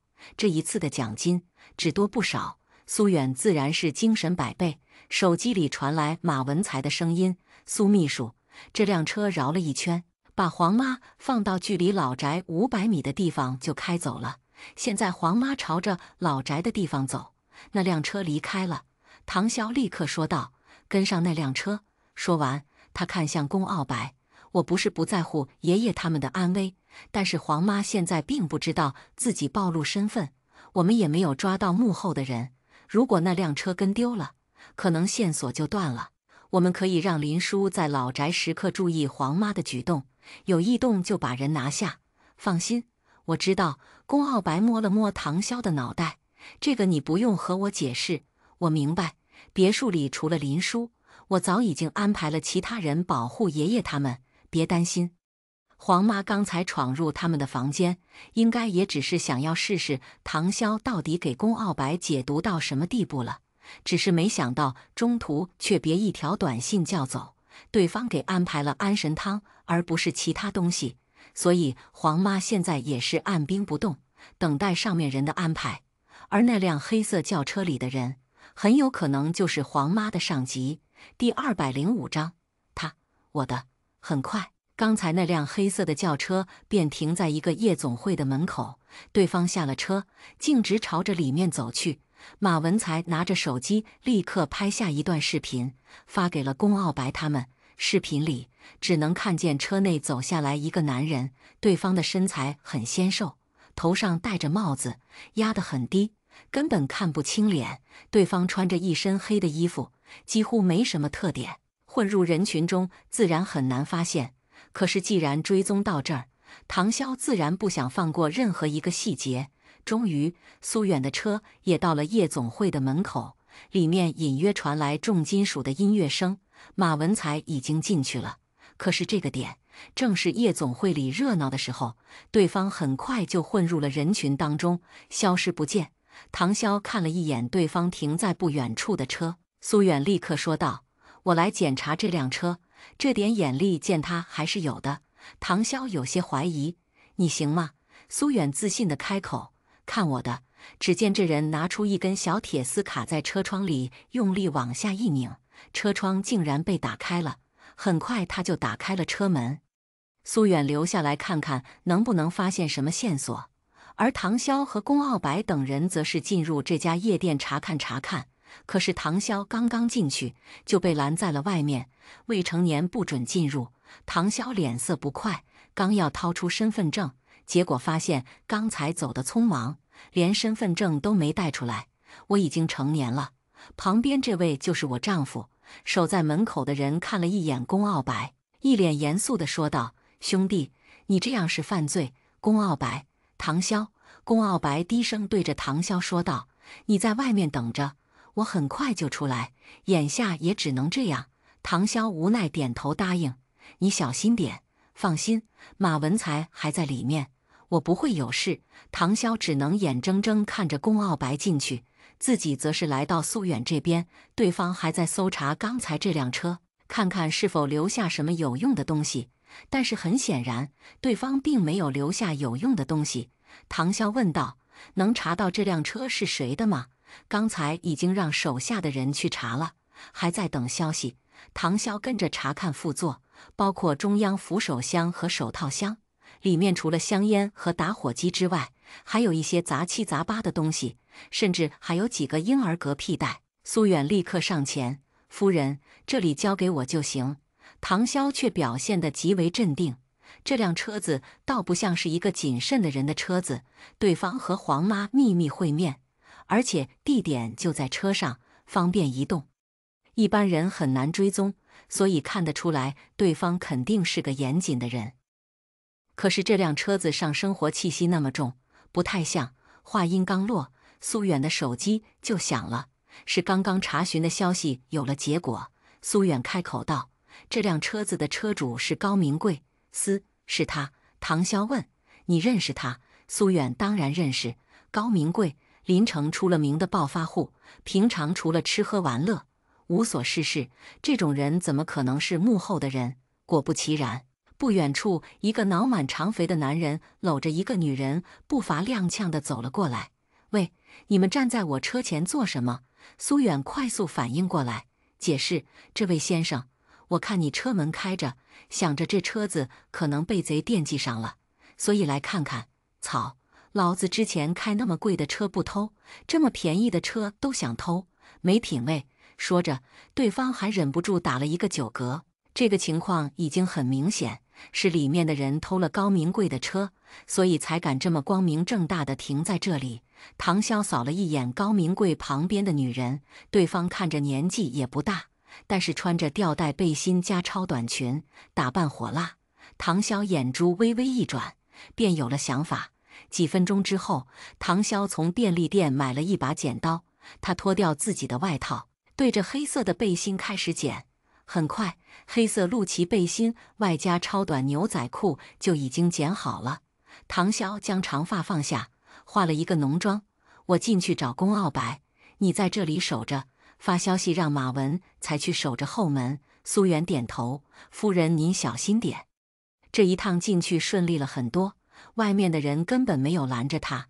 唐潇一进去，刺耳的音乐从四面八方涌来，将他包裹。舞池里闪烁的灯光和摇晃的身体纠缠在一块。唐潇一边开始寻找刚才那个男人，同时也查看着宫傲白。这里人多，宫傲白一时半会儿难以发现。唐潇想了想，站上了舞池最高点，俯视着整个大厅。帅哥，一个人。帅哥，人家今晚喝了酒，你能送我回家吗？我家里还有不错的酒哦。帅哥，请我喝一杯，或者我请你喝一杯。宫傲白脸色淡漠，面无表情地径直离开。可是周边的女人却是络绎不绝，其中甚至有大胆的女人直接伸手搂上了他的肩膀。宫傲白一把抓过她的手腕，女人娇嗔道：“哎呀，你抓的人家好痛啊！”说着，对方顺势要往对方的怀里躺。唐潇快步冲到了宫傲白身边，扶住了女人，将人扶好。喝醉了，不如我叫个代驾送你回家。女人看着唐潇，眼神不悦，多管闲事。其他女人也是纷纷朝着这边看来。此时的宫傲白就像是一个香饽饽一样，吸引了一群如狼似虎的女人。唐潇轻啧一声，抓过男人的领带，迫使对方低头，毫不犹豫地吻在了宫傲白的薄唇上，唇边传来温柔的触感。宫傲白看着面前这张过分精致的小脸，他刻意画了从来都不会画的烟熏妆容，漂亮的就像是一只布偶猫。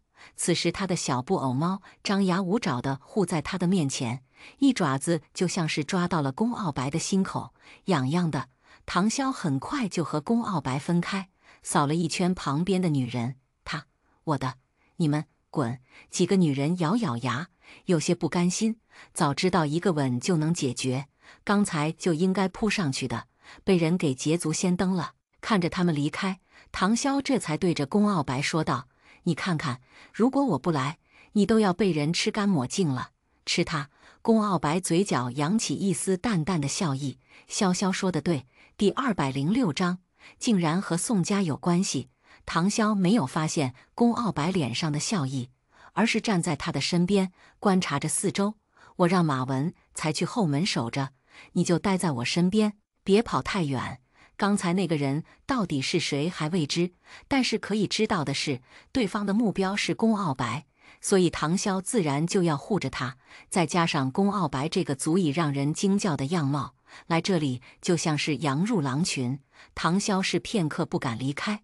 不过唐潇和宫傲白逛了一圈，才发现这个夜店很大，而且有不少 VIP 包厢。对方潜入这里就像是泥鳅入海，找不到了。宫傲白开口道：“先回去，回头再想办法。”眼看着天都要亮了，为了不让黄妈发现倪端，也只能如此。一行人回去之后，唐潇忍不住打了一个哈欠。宫傲白见状，说道：“你靠在我身上睡一会。”唐潇揉了揉眼睛，没事。他嘴上虽然这么说，可是小脑袋却忍不住一点一点的。眼看着下一秒整个人就要昏睡过去，宫傲白眼疾手快地伸出手，拖住了他的小脑袋，往自己身上靠。很快，老宅就到了。宫傲白没喊醒唐潇，而是直接抱着对方下车。苏远，回去让人调查一下那个夜店，还有，我需要那个男人更加清晰的照片。苏远点头，明白。宫傲白抱着唐潇回到卧室，拿来卸妆湿巾，卸掉对方脸上的浓妆，露出她原本的样子。小丫头五官精巧，皮肤白皙细腻，让人下手都忍不住放轻了一点，生怕自己用力就会弄疼他们。唐潇实在困得厉害，中途醒了一次，见到是宫傲白，便放松了警惕，嘟囔了一句：“困，别吵我。”就继续睡了过去。原来在他面前已经这么放松警惕了吗？宫傲白失笑，替他擦干净脸之后，又擦了擦他的手。他的目光落在他的手腕处，原本这里有个蜘蛛样子的东西，如今已经消失。他轻轻抬起指腹，摩挲着唐潇的手腕，目光深沉，没说话。唐潇一觉睡到隔天中午，醒来的时候才发现自己的闹钟不知道什么时候被人按了，没听到。他的身上还穿着昨天的衣服，不过脸上干爽，回想起来应该是龚傲白帮着自己处理了。他洗漱一番下楼，黄妈见他下来了，立刻说道：“唐小姐，您饿不饿？刚刚龚总说了，您醒了就将餐点给您端上来。”唐潇看着黄妈这副模样，如果不是昨晚看见她出去，还真的想不到这个平常一脸慈善笑意的女人，竟然是潜伏在龚家这么多年的敌人。唐潇收回目光，走到餐桌边：“龚傲白呢？二少一大早就出门上班去了，还让我们不要去打扰你。这个男人昨天也是大半夜回来，还照顾他，结果自己倒是一大早就去了公司，都不用睡觉的吗？”唐潇在心里想着，脸上却不显。把早餐端上来吧。是。看着黄妈离开的背影，唐潇也下了一个决定，他一定要把背后的人找出来。龚傲白来到公司，此时苏媛已经拿着资料进入了办公室，开始汇报。我让人调查过了，这家夜店是宋家的产业，最外围的大厅给众人使用，包厢都是 VIP 用户专享。但是这些都不是重点，里面还有一个秘境。马文才疑惑道：“什么秘境？”这个秘境专门针对真正的名门权贵开放，里面有给富人享受的游戏、赌博、交易等等，不对外开放。龚傲白双手放在桌上，十指交叉：“你想办法，我要去这个秘境，明白？”龚傲白倒是没有想到，最后竟然牵连出宋家。苏远又将一份资料放到龚傲白面前：“我们将那家夜店周围的所有监控视频做了调查，这个是那个男人的正面照。昨晚光线太暗，再加上那个男人隐藏得太好，众人只能看到对方的一个背影而已。不过苏远已经让手下的人调查到了对方的庐山真面目。”龚傲白看了一眼，是一个30岁上下的男人，整个人尖嘴猴腮，身材偏瘦。龚傲白将照片递给马文才，让手下的人留意这个人。明白。想了想，龚傲白还是将这张照片发给了唐潇。这个男人就是和黄妈交接的人，剩下的事情我来负责。好。唐潇嘴上这么说，可是丝毫没有要停止调查的意思。知道易暗暗邀约他喝东西，他直接选择了那个夜店。直到来到门口，易暗暗瞪大了眼睛，止不住诧异：“不是，我的好妹妹，你才多大呀？你就想来这里喝酒？不行，我们喝奶茶去。”唐潇掀起眼皮看了他一眼：“我已经成年了。”易暗暗却道：“你还在读高中呢，我都有未婚夫了，请你认清事实。”易暗暗，这一次唐潇和易暗暗一起进去，他依旧被拦下。但是这一次唐潇早有准备，拿出了身份证，对方看了一眼，这才放行。到了地方，唐潇点了一杯度数极低的酒，他知道自己酒量不好，喝多容易闹事。易暗暗却不一样，他喜欢喝酒，点了一杯度数颇高的鸡尾酒，惬意地喝了起来。你少喝点，明天还上课呢。易暗暗嘴上说着，可是眼神却离不开周围的男人。伴随着灯光暗下，音乐响起，舞池里再次开始跳舞。这一次站在台上的却是几个身材颇好的男人，他们穿着衬衫搭配西装裤，缓缓走到台中间。伴随着舞蹈到了高潮的时候，丢掉了衬衫，露出健硕的腹肌。易暗暗一只手挡着眼睛，却偷偷露出一个指缝，止不住的看。唐潇忍不住疑惑，他们在尖叫什么？这几个男人长得都没龚傲白好看呢，而且龚傲白的肌肉是练出来的，比他们的更加好看。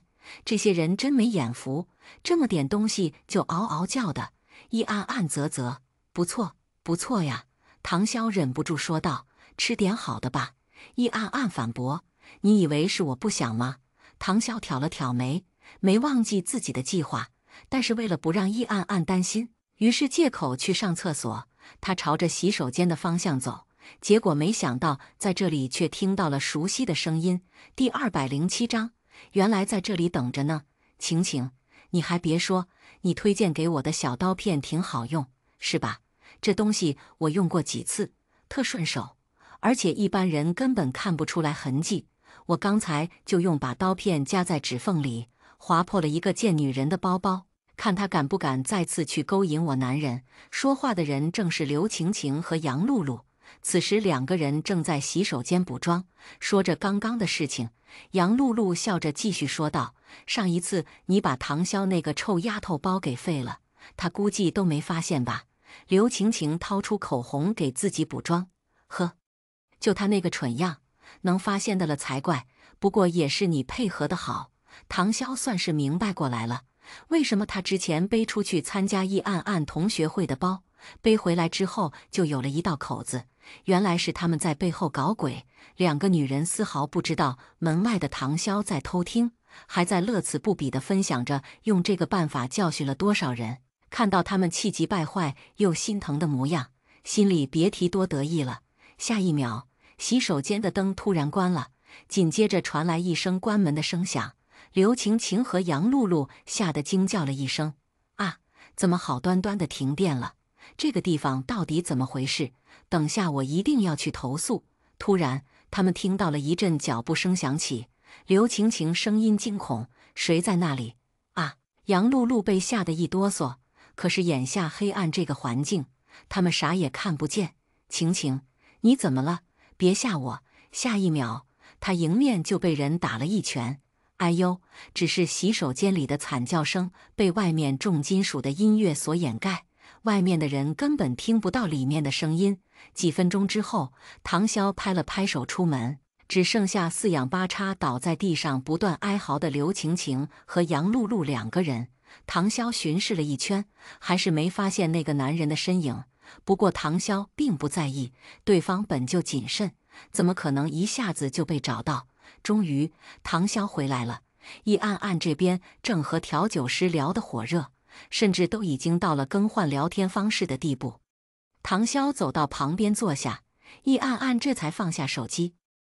怎么去那么久？没遇到什么麻烦吧？唐潇摇头，没什么，这里挺大。易暗暗接话道：“那可不呢，这里好歹也是临城最大的夜店，不然你以为我为什么带你来这边玩？”调酒师推过来一杯酒精度数为0的饮料，以及一杯鸡尾酒，笑着说道：“这2杯，我请你们喝。”易暗暗笑着接过，谢了，帅哥。唐潇低声道：“你是不是太速度了？”易暗暗却反驳道：“你这就不懂了吧？这就是大人的世界。”唐潇淡淡道：“悠着点，你还真的是人小鬼大。我只是换了聊天方式而已。你看，既能得到不错的情绪价值，还能喝到免费的小酒，有何不可？”唐潇笑着摇了摇头，端起杯子里的饮料抿了一口。突然，他感觉到一道视线似乎落在他的身上，可是等到他转身，却什么也没有。调酒师见他看向身后，走上前问道：“味道怎么样？我看着你年纪不大，刚刚喝的也是饮料，所以没敢给你喝带度数的。谢谢，味道不错。”调酒师继续说道：“你还没成年吧？”唐潇摇头：“没成年怎么进得来？”易暗暗坐在唐潇的旁边，端着酒杯笑着。他刚满18，看着显小。调酒师一副恍然大悟的样子：“原来是这样，那你下次想喝酒，我也请你喝。”唐潇估计以后还回来，所以和这个调酒师打好关系没什么不好的。龚傲白说过，这家夜店里还有一些尊贵客人才能去的地方。你们这里有没有其他好玩的？调酒师说道：“当然有，这里除了喝酒、跳舞，还有唱歌。如果你是 VIP， 那些包厢随便开。你这里不是临城最大的夜店吗？怎么和一般的夜店没区别？”调酒师目光闪过一丝隐晦的光芒：“这个可不是我能说的。”但是调酒师故意压低了声音：“你1周后来，我可以带你看看，但是你千万不要告诉其他人，不然我工作保不住。”这家夜店果然存在问题。易暗暗并没有听到两个人的对话，忍不住问：“你们说什么悄悄话呢？”唐潇没告诉他，只是找了一个借口：“没什么。对了，上次让你帮我买的礼服到了吗？”“当然，明晚就是张双双的生日。”“我记得。”张双双的生日终于到了，唐潇自然有所准备。对方这次生日可谓是声势浩大，张家敲锣打鼓的，生怕别人不知道。唐潇到的时候，张家门口可是前所未有的热闹，甚至还来了不少记者。门口铺着红毯，而下车的人都是临城颇有头有脸的人物。大家都知道，张家的二女儿和龚家已经订婚，他们这一次来，自然也是看在龚傲白的面子上。唐潇一进门，艾琳一眼就看见了他。“你可算来了，快进来吧。”旁边的魏梦佳看着唐潇依旧穿着一身休闲装，忍不住说道：“今天来了那么多大人物，你穿的是什么呀？怎么不穿一件礼服来？”艾琳在一边帮腔：“你也知道唐潇处境的，虽然他明面上是龚家的少奶奶，可是龚傲白那个人怎么可能给唐潇买贵重的东西？在他们看来，唐潇订婚之后依旧住在自己的房子里，和龚家几乎没什么联系。他这种人不过就是和龚家联姻的牺牲品罢了。”唐潇没说话，魏梦佳继续说道：“双双早就猜到你可能买不起礼服，特意给你准备了。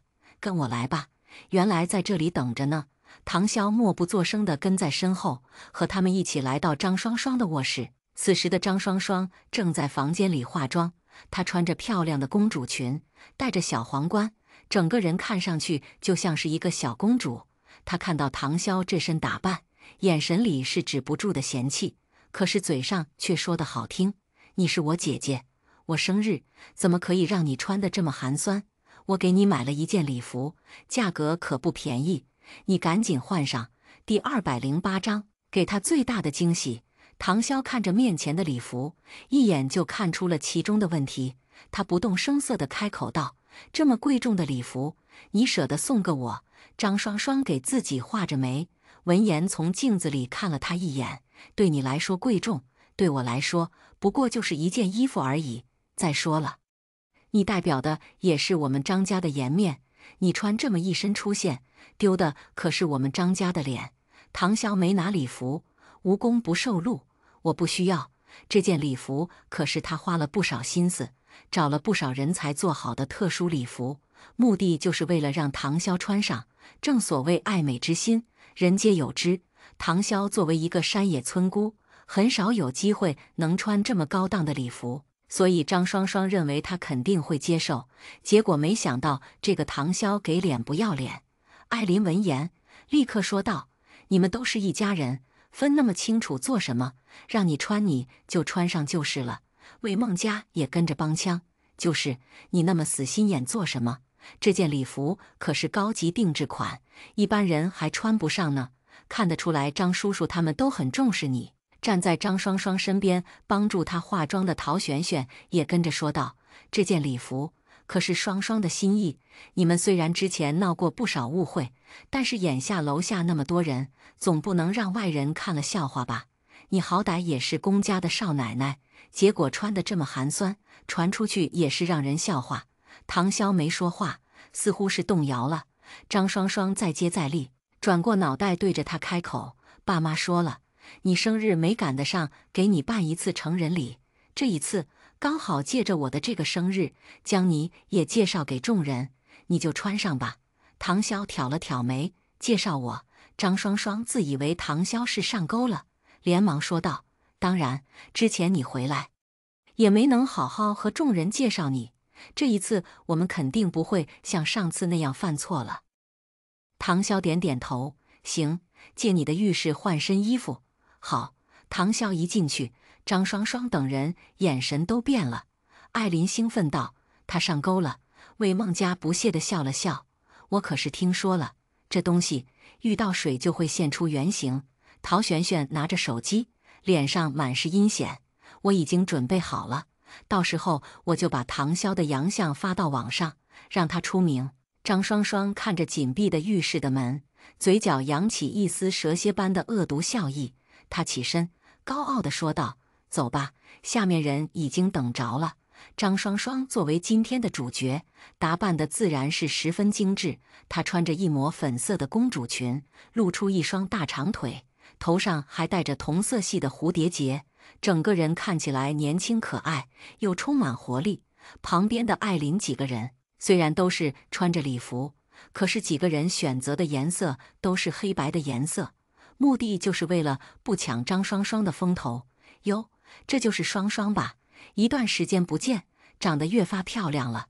张总，你有福气呀，有个这么漂亮的女儿，可不是吗？我听说双双小姐在南丰贵族学院的 A 班，要知道这个班级的重点大学升学率可是最高的。双双小姐不仅人长得好看，还聪明，比我家那个不学无术的强太多了。众人一堆拍马屁的话，听得张江海十分高兴。双双，过来和几个叔叔打招呼，快点！张双双缓缓上前，甜甜的给每个人打了招呼，又是迎来一阵夸奖。双双这么漂亮，在学校里肯定是校花级别的人物吧？听到校花二字，张双双脸上的表情瞬间僵硬，可是很快她就露出一丝害羞的笑意。林叔叔过誉了，双双这么好看，在学校里肯定很多人追吧？现在的小年轻，哪一个没对象呢？双双条件这么好，姐姐还是公家的少奶奶，估计有不少人都想成为双双的男朋友吧。这张家大小姐，我怎么没见着？我听说这大小姐从小就住在深山老林，身上难免沾染了一些不好的习性，这种大型场合肯定是不敢抛头露面吧。突然间，人群中传来异动，众人纷纷去寻找声音传来的方向看去。张双双也忍不住朝着声音传来的方向看去，却发现众人之所以惊讶，正是因为唐潇。该死，不是复刻的道具礼服吗？为什么穿在对方的身上会这么的好看？为了让唐潇上钩，这一次他和艾琳他们几个人商议了一下，特意选了一条价格昂贵且精美的礼服，因为只有这样，唐潇才不会拒绝。可是如今这套礼服穿在唐潇的身上，张双双又忍不住后悔，风头在一起被这个女人给抢走了。这是一件简单的水钻吊带鱼尾长裙礼服，吊带是用水钻组成的，从胸前一直缠绕到后腰的位置，脊背有一大片镂空，露出女人白皙纤细的后背。腰身做了收腰的设计，衬得唐潇的细腰不盈一握，臀腿的完美比例被这条鱼尾长裙衬托得淋漓尽致。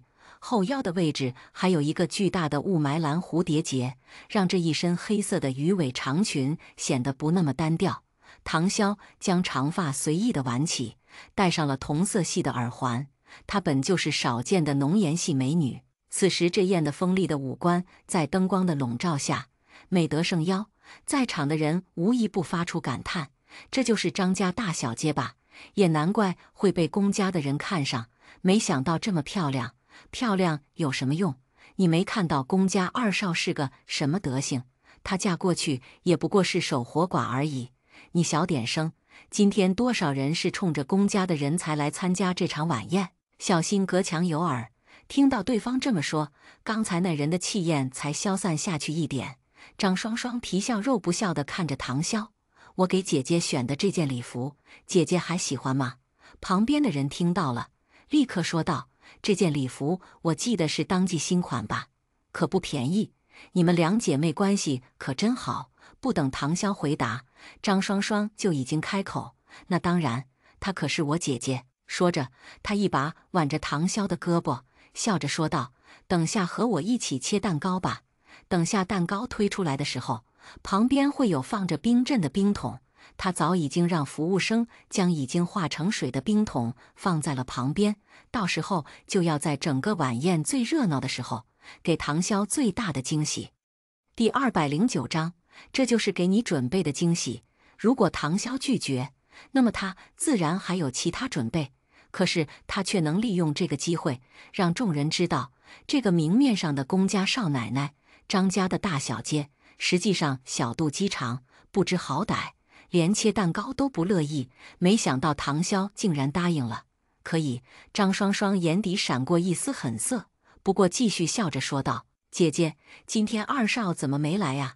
该不会是因为上次癫痫发作还没康复吧？”说完，张双双立刻捂住了嘴巴，假装害怕。“哎呀，我怎么把这么秘密的事情说出来了？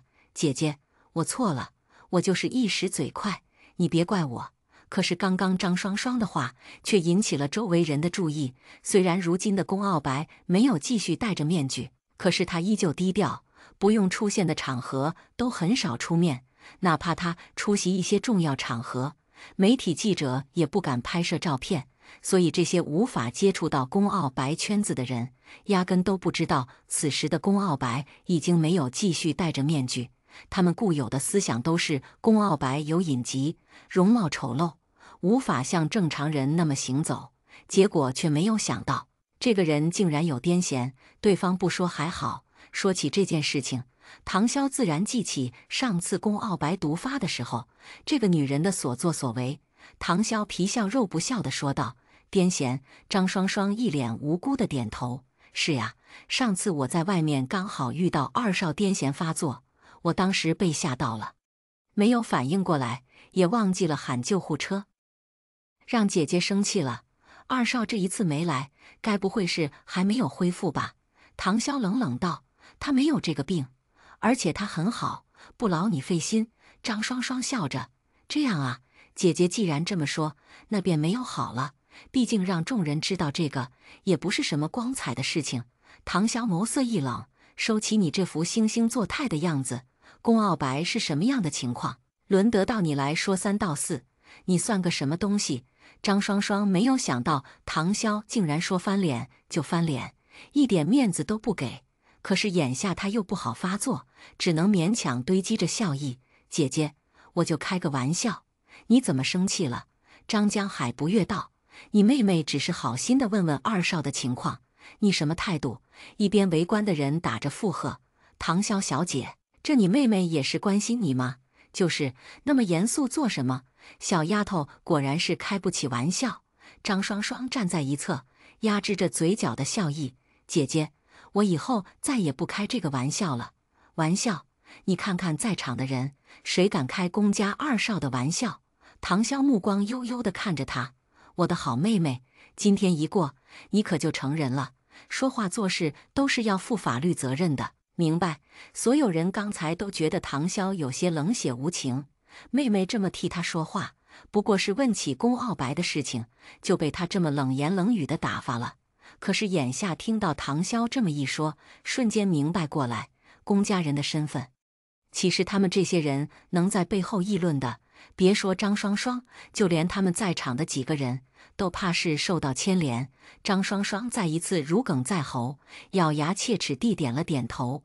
旁边的艾琳给他使了一个眼神，张双双立刻说道：“姐姐，生日宴要开始了，你站在我旁边，跟我一起切蛋糕。”唐潇被拉着来到一处，而此时的张双双正站在台上，享受着众人的祝福。唐潇扫了一圈，一眼就看到了旁边的水桶，心里了然。他拿出手机看了一眼，对方已经发来了 OK 的表情，一切准备就绪。谢谢大家今天来参加小女的成人宴，大家吃好喝好，玩得开心。说着，灯光渐渐暗淡了下来，只剩下台上一束光。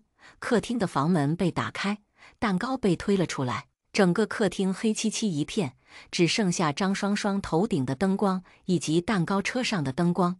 很快，两处的灯光都聚集在一处，众人的视线也纷纷看着台上。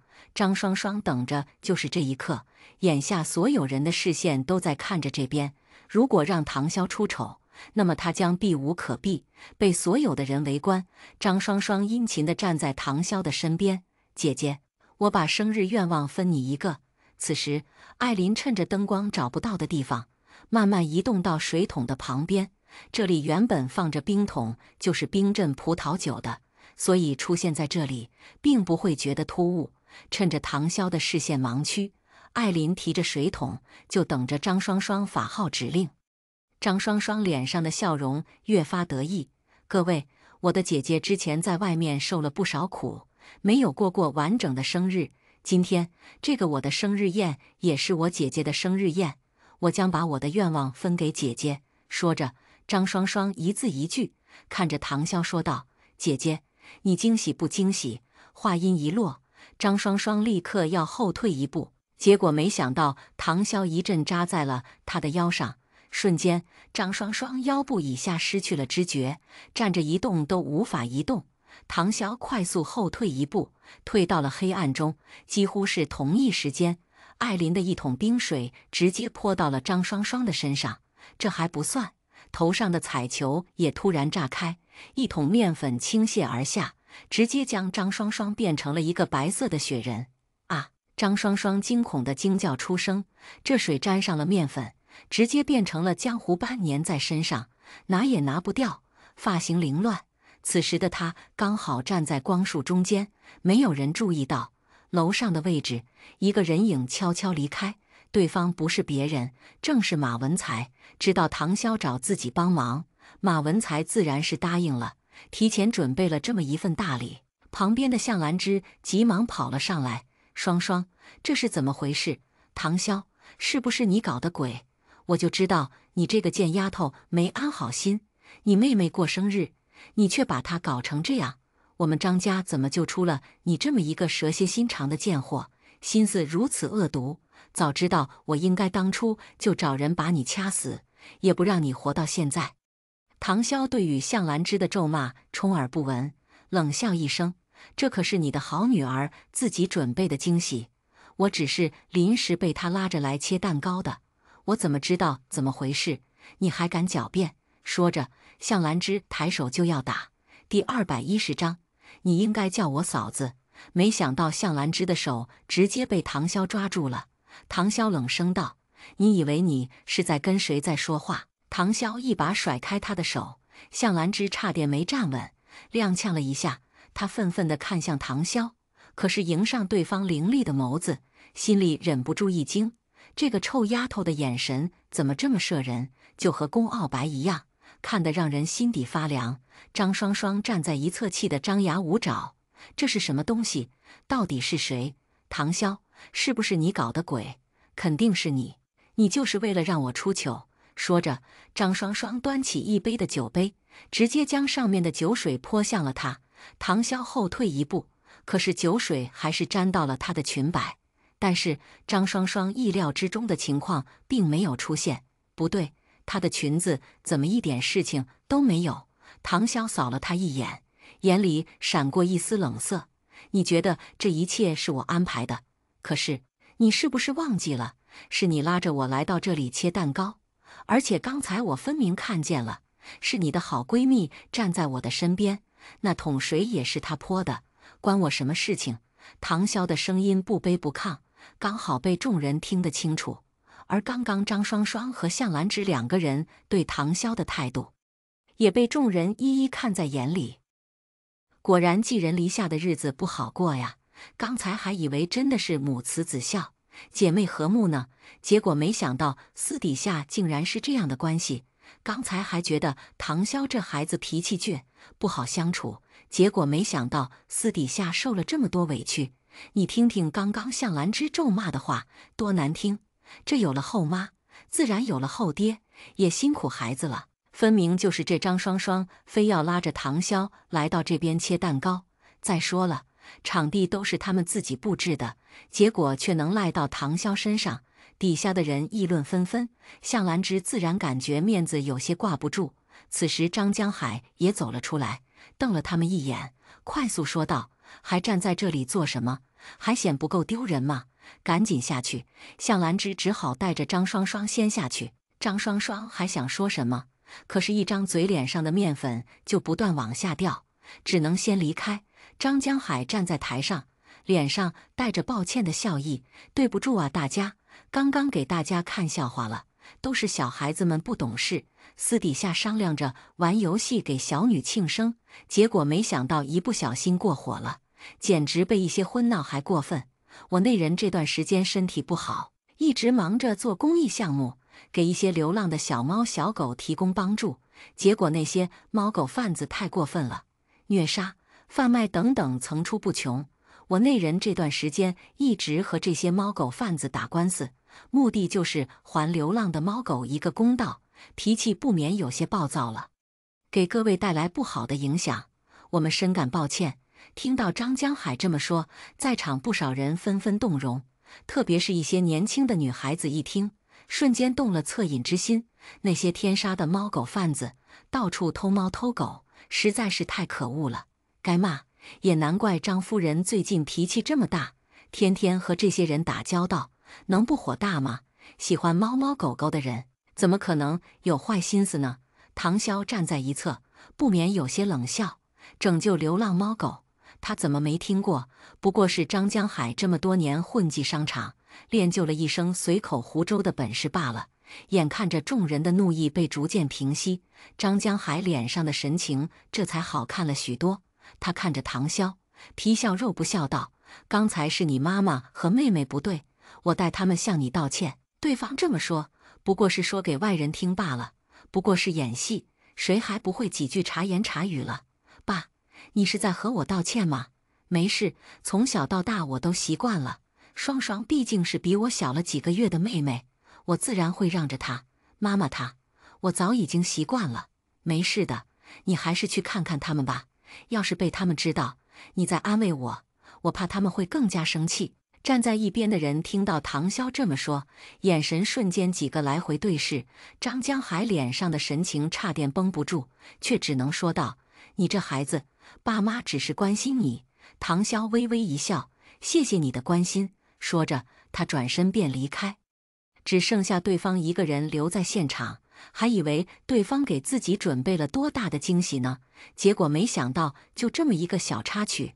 唐潇走到一侧，给自己端了一杯柠檬水，慢悠悠地喝着。突然，有人在身后叫了他一声。唐潇朝着声音传来的方向看去，有点面熟。男人见状，笑着说道：“怎么不认识我了？你是龚少轩，唐小姐，你可真是贵人多忘事啊。”听到对方这么说，唐潇倒是有了点印象。之前在龚家的时候倒是见过一两回，只是最近这个人他确实没放在心上，所以也只是点了点头，算是打过招呼。龚少轩走到唐潇身边，说道：“我听说大哥最近寻得了名医，治好了脸疾，可是这腿却还是落得了终身残疾。”唐潇喝了一口柠檬水，没说话，却听龚少轩继续说道：“之前外界都说月月的病是你给治好的，这大哥的病，看来也是唐小姐的手笔。”唐潇没承认，倒也没拒绝。“你说起这个做什么？怎么，你也有隐疾？”龚少轩轻笑：“唐小姐真爱开玩笑。”说着，龚少轩走近：“张家不喜欢你，我哥也不重视你，唐小姐这日子不好过吧？”唐潇挑了挑眉：“我和你哥已经订婚了，所以你应该叫我嫂子。”此时阁楼上，张双双正在洗澡，身上到处都粘着面粉，只能从头到尾彻彻底底清洗一遍。该死的，怎么会这样？艾琳，你是猪吗？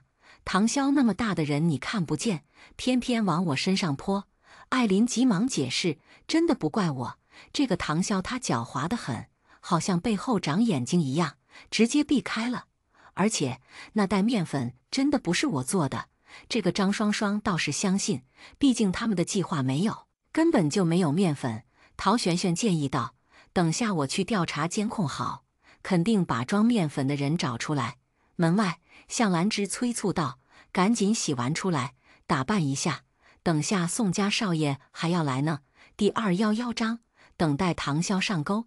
艾琳知道这一次是自己做错了，急忙看向魏梦佳，对方会意，立刻说道：“宋家的少爷，双双，你什么时候他扯上关系了？都没和我们说过。”张双双被转移了话题，说起宋家明，眼神里带着一股得意。前阵子我不是去国外散心，刚好遇到一个男人，聊着聊着就发现对方是宋家的少爷，宋家明。魏梦佳好奇道：“你们现在是什么关系？是不是在一起了？”“那当然，我张双双要身材有身材，要脸蛋有脸蛋，家世背景良好，关键年轻漂亮，他有什么拒绝的理由？”一来二去就被我拿下了。艾琳立刻奉承道：“这宋家明可不是一般人，双双，你可太厉害了吧！”陶璇璇也跟着插话道：“就是啊，宋家可是和龚家并称临城四大家族，这个唐潇现在有恃无恐的样子，不就是仗着背后有龚家撑腰吗？你如果和林家的少爷在一起，可还怕他背后的人？”听到他们这么说，张双双脸上的得意不减。宋家如今的地位在临城可是数一数二的，有了宋家撑腰，他龚傲白算个什么东西？这段时间，他每次去龚家旗下的商场都会被赶出来。可是这样又怎样？整个临城也不是龚家的，他现在有了宋家撑腰，照样可以在临城横着走。张双双终于洗完澡，众人立刻给她化妆、做妆造。趁着她洗澡的功夫，向兰芝又让人找来了一件新的礼服，虽然没有刚才那件俏皮可爱，可是也是如今能搞到最高级的服装了。一群人给张双双做了妆造，而她穿着礼服下楼的时候，刚好佣人来报，宋家明已经来了。张双双一抬头，刚好看到张江海正笑着和宋家明说着什么，她快步上前：“家明，你来了。”宋家明看着他，绅士地牵起他的手，在他的手背上亲了一下：“生日快乐。”张双双害羞地笑着，然后一把扑到了他的身上：“你们在聊什么呢？”宋家明道：“没什么，随便聊了两句。”说着，宋家明微微侧过脑袋，在他的脖颈间嗅了嗅，声音低沉道：“宝贝，你好香。”张双双更加害羞了。讨厌，看到张双双和宋家明感情这么好，心里自然也是高兴。双双，你和家明好好聊聊，爸去接待其他人，您去忙，家明我来负责。等到张江海走了，张双双笑着撒娇：“晚上我打算和闺蜜们出去玩个通宵，你要不要一起？我今晚可以不回家。”宋家明搂上她的腰：“当然，我知道有个地方不错。到时候带着你们的闺蜜一起来玩，我买单，谢谢家明。”宋家明的手不轻不重地捏着她的腰，问道：“那个女人她是？”张双双朝着宋家明说的方向看去，才发现对方说的是唐潇，脸上的笑容瞬间散去了不少。她叫唐潇，我同父异母的姐姐。不过这个人从小到大养在山沟沟里，骨子里都是卑贱的乡下人思想。你好端端地问起他做什么？宋家明轻轻捏着张双双的下巴：“怎么吃醋了？”张双双娇娇地哼了一声：“这个女人和龚家的人在一起，我好奇问问而已。”宋家和龚家不和，张双双也知道。听到男人解释，张双双心情也好了不少。她现在站着和龚傲白订婚，处处欺负我。可你也知道，龚傲白身体残疾，生性残暴。对他不在乎，他现在就是到处沾花惹草呢。宋家明端起酒杯，悠悠地看了一眼唐潇，眼底闪过几分阴暗。他和唐潇之前见过一面，不过这个女人给他留下的印象足够深。原本他们打算在宴会上不动声色地干掉龚傲白两兄弟，结果没想到这个小丫头搞鬼，破坏了他的计划。前不久，他手下的人报告，来了一个极品女孩，正在钓鱼。他看过监控，正是唐潇。别的不说，唐潇的相貌可谓是一等一的存在的。张双双和她根本不在一个档次。这种女孩，身材相貌都是一等，等到时候上了钩，呵，多厉害的女人都没用。双双，这就是宋家少爷吧？你怎么不介绍介绍呀？魏梦佳站在一侧，声音带着几分起哄的心思。张双双这才介绍道：“这是我男朋友宋家明，家明，她们是我的闺蜜魏梦佳、艾琳、陶璇璇，等下要和我去玩的人。”宋家明绅士地打了招呼，不少人看到宋家明，也纷纷端着酒杯过来。不少人都在感叹，这个张家简直是走了狗屎运，大女儿嫁入了龚家，小女儿嫁入了宋家，这四大家族占据了两个，以后张家在临城可以横着走了。张双双有意带着宋家明向众人炫耀，转眼也忘记了刚才让自己丢脸的事情。他拉着宋家明来到唐潇面前，高傲地仰着下巴：“给你们介绍一下，这是我的男朋友宋佳明，这位就是唐潇。”唐潇看了一眼宋佳明，淡漠道：“哦，两个人很般配。”张双双心里微微不爽，总感觉面前的人这么说，没憋着什么好心思。唐潇，刚才的事情我也不和你计较了，我大人有大量。不过话说回来，你未婚夫没陪着你一起来吗？看来他的工作比你重要多了呀。唐潇笑着：“你有自知之明就行，毕竟你的生日确实算不上什么重要的事情。”张双双脸色微变，随即继续嘲讽道：“呵，你和龚傲白在一起这么久，也没见他给你买过什么东西，不像我，佳明知道我生日，送了我一只包包外，还额外送给我一串手链呢。这还没结婚就没人疼了，这结婚之后的日子可是更加难过呀。”说着，张双双炫耀地晃了晃手上的项链。一边的艾琳接话道：“双双，就是你刚才在楼上拿着的包包吧？我记得现在已经买不到了，价格被炒到了好几十万呢。”说着，艾琳扫了一眼唐潇，这样的限量版，价值几十万呢。陶璇璇嗤笑一声，和他说这么多干什么？他连什么是 JR 都不知道吧？第212章打脸，到底是谁虚荣？场内有不少人想要和宋佳明搭上关系，纷纷站在一边寻找机会。听到艾琳他们这么说，立刻奉承道：“宋少好大的手笔，没想到对女友这么大方。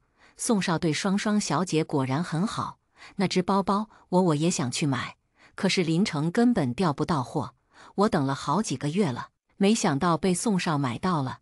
双双，那只包包我也想买好久了，能不能让我看看，过过眼瘾？”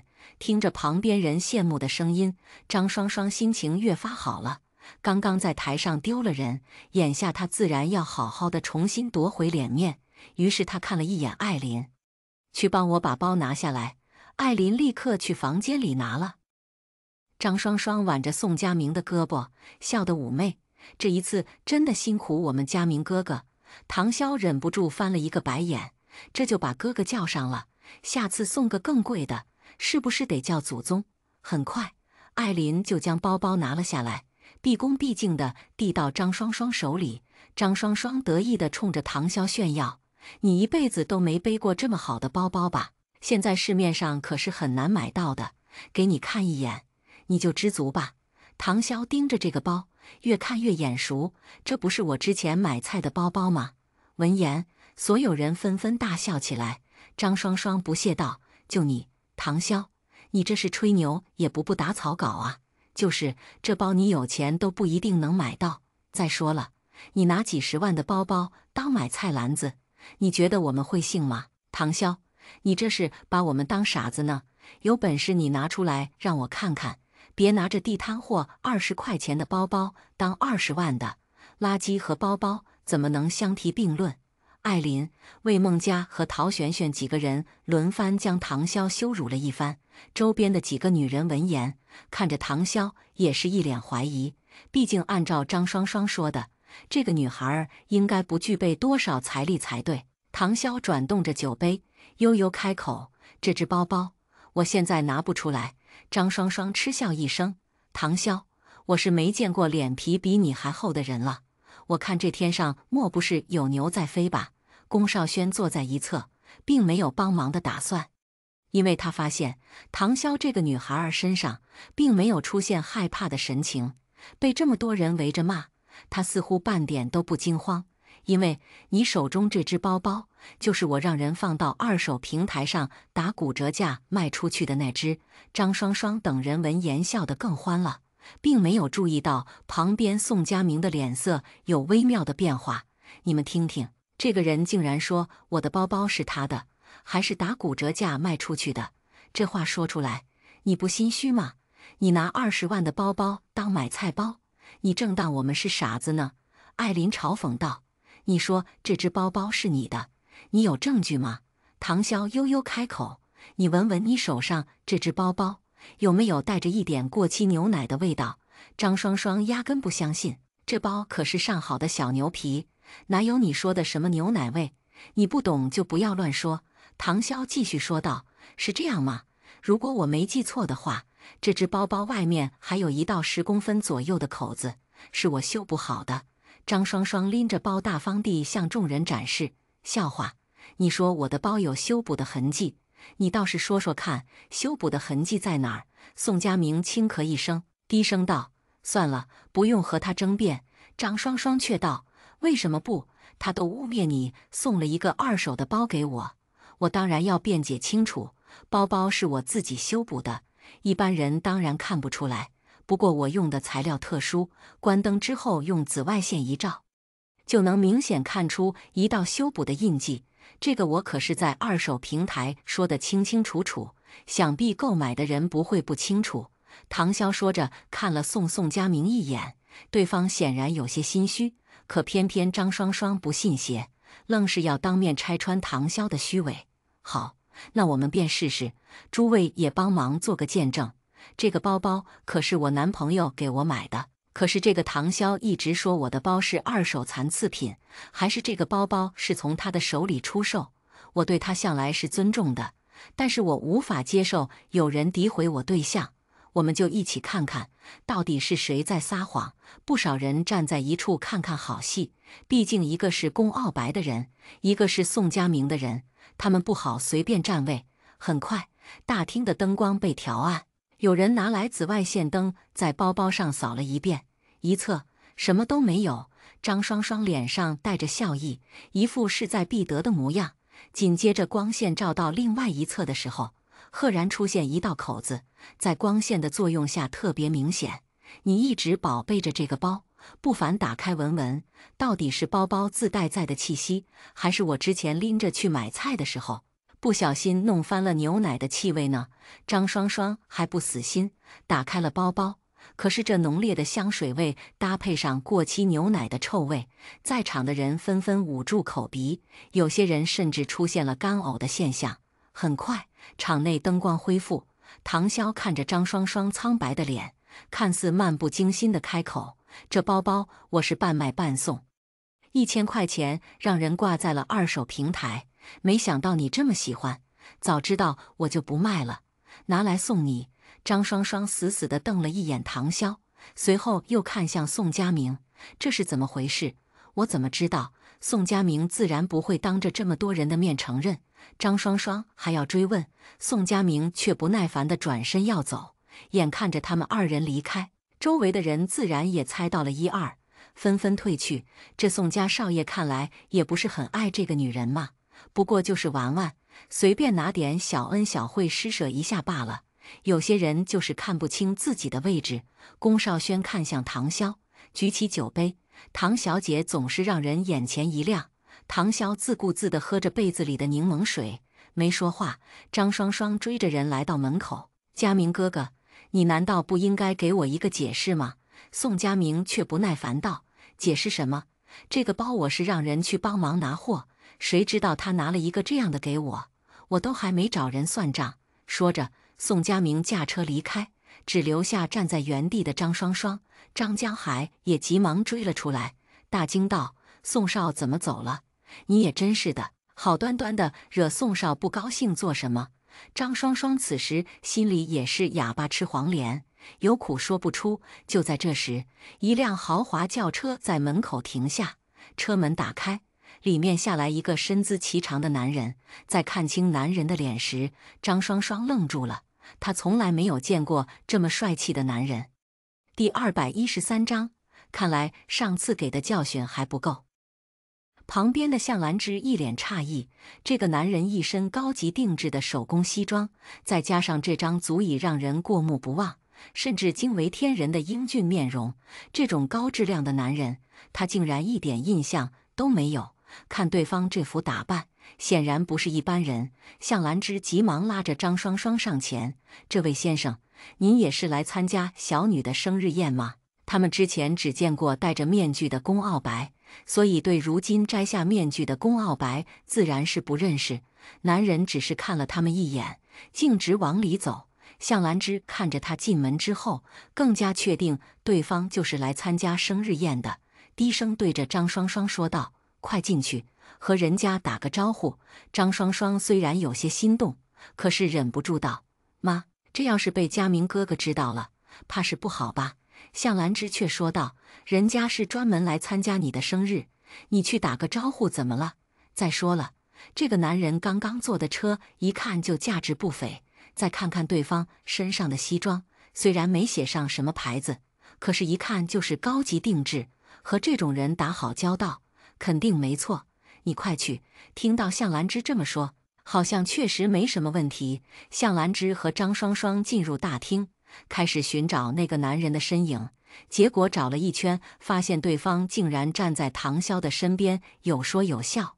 张双双瞬间气不打一处来，这个唐潇真不要脸，这么快就凑上前了。张双双踩着高跟鞋，扭着水蛇腰来到龚傲白的面前，笑着伸出手：“你好，我是张双双，很高兴你能来参加我的生日宴。”龚傲白看了他一眼，便移开了目光。唐潇嘴角带着笑意，对着他开口：“我们去那边坐坐。”没想到对方竟然点头了。好，今晚这个唐潇几次三番让他难堪。张双双心里愤怒的情绪早已经压抑不住，他直接伸手拦下，脸上挤着笑：“这位先生，你还不知道面前这位是谁吧？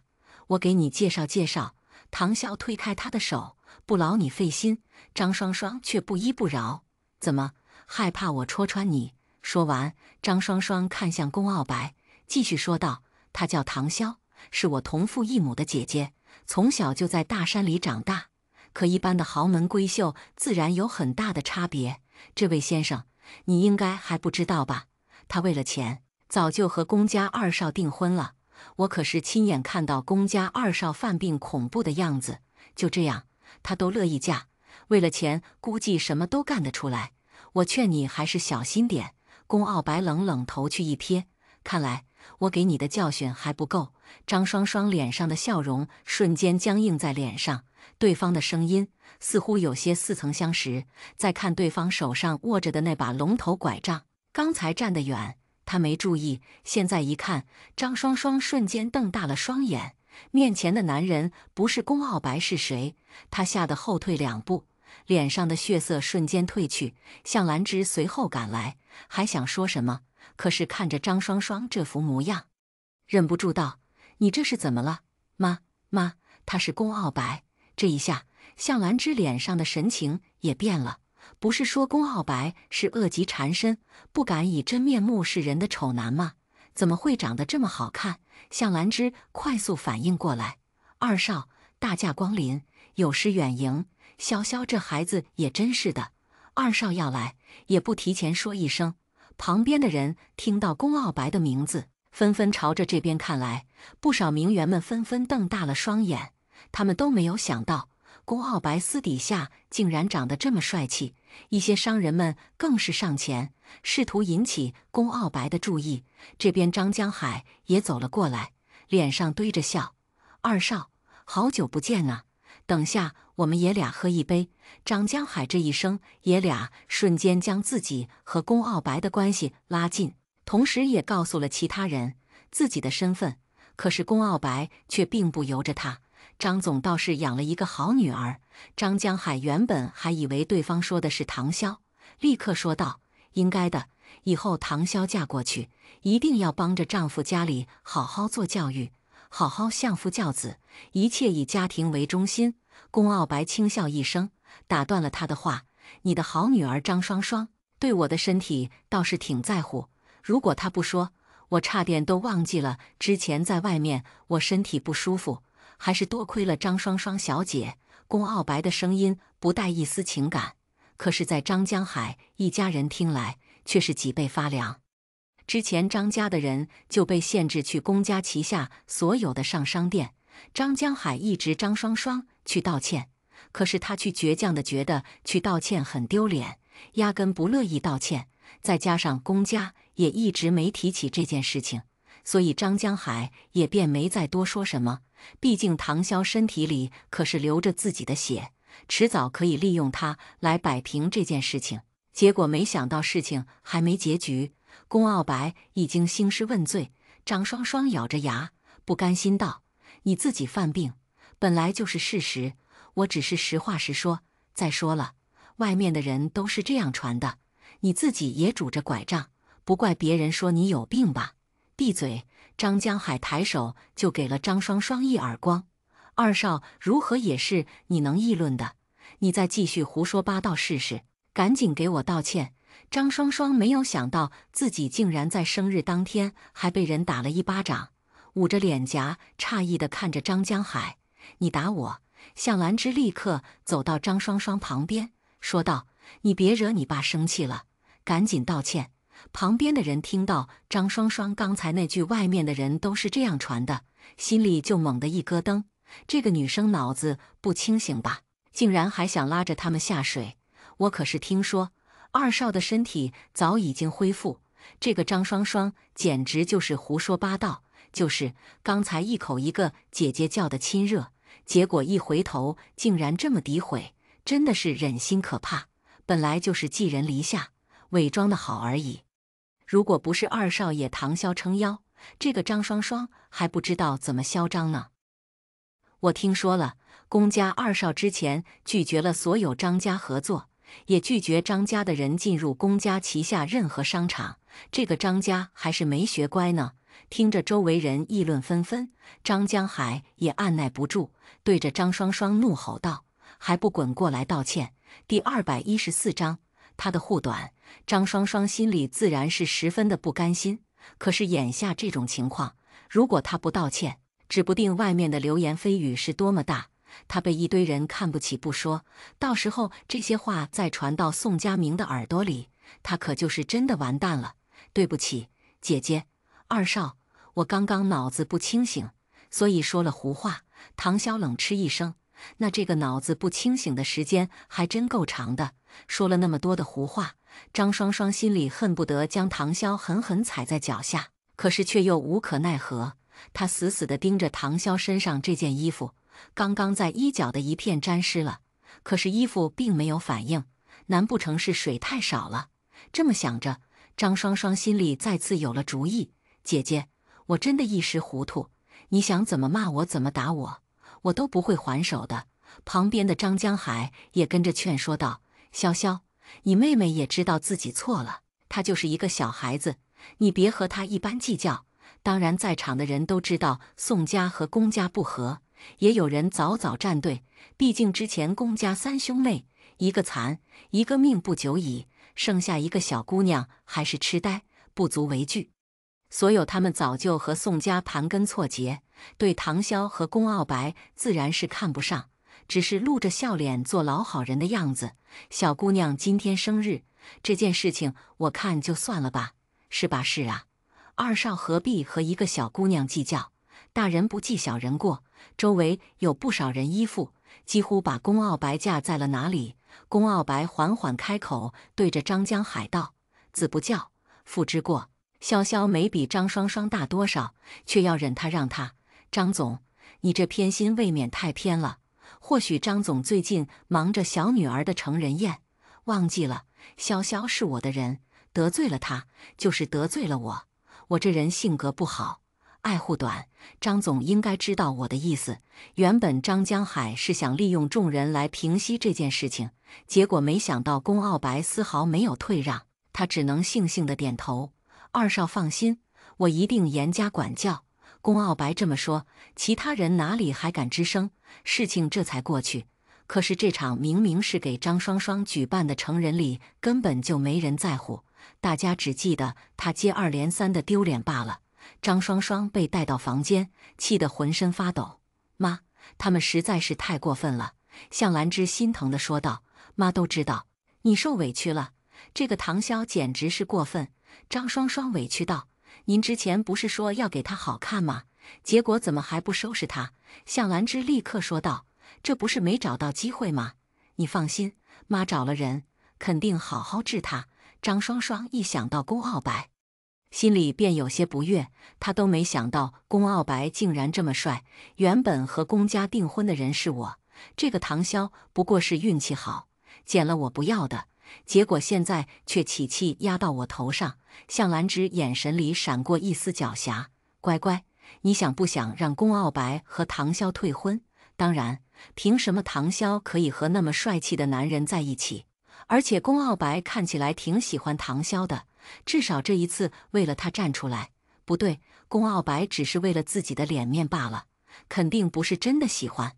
妈，这个婚必须给退了，都是因为唐潇在宫傲白身边吹枕边风，所以宫傲白名下的产业才会拒绝我们张家人的合作，甚至就连商场都不让我们进去。如果这个唐潇还继续跟着宫傲白，指不定我们张家还遭受多少苦呢。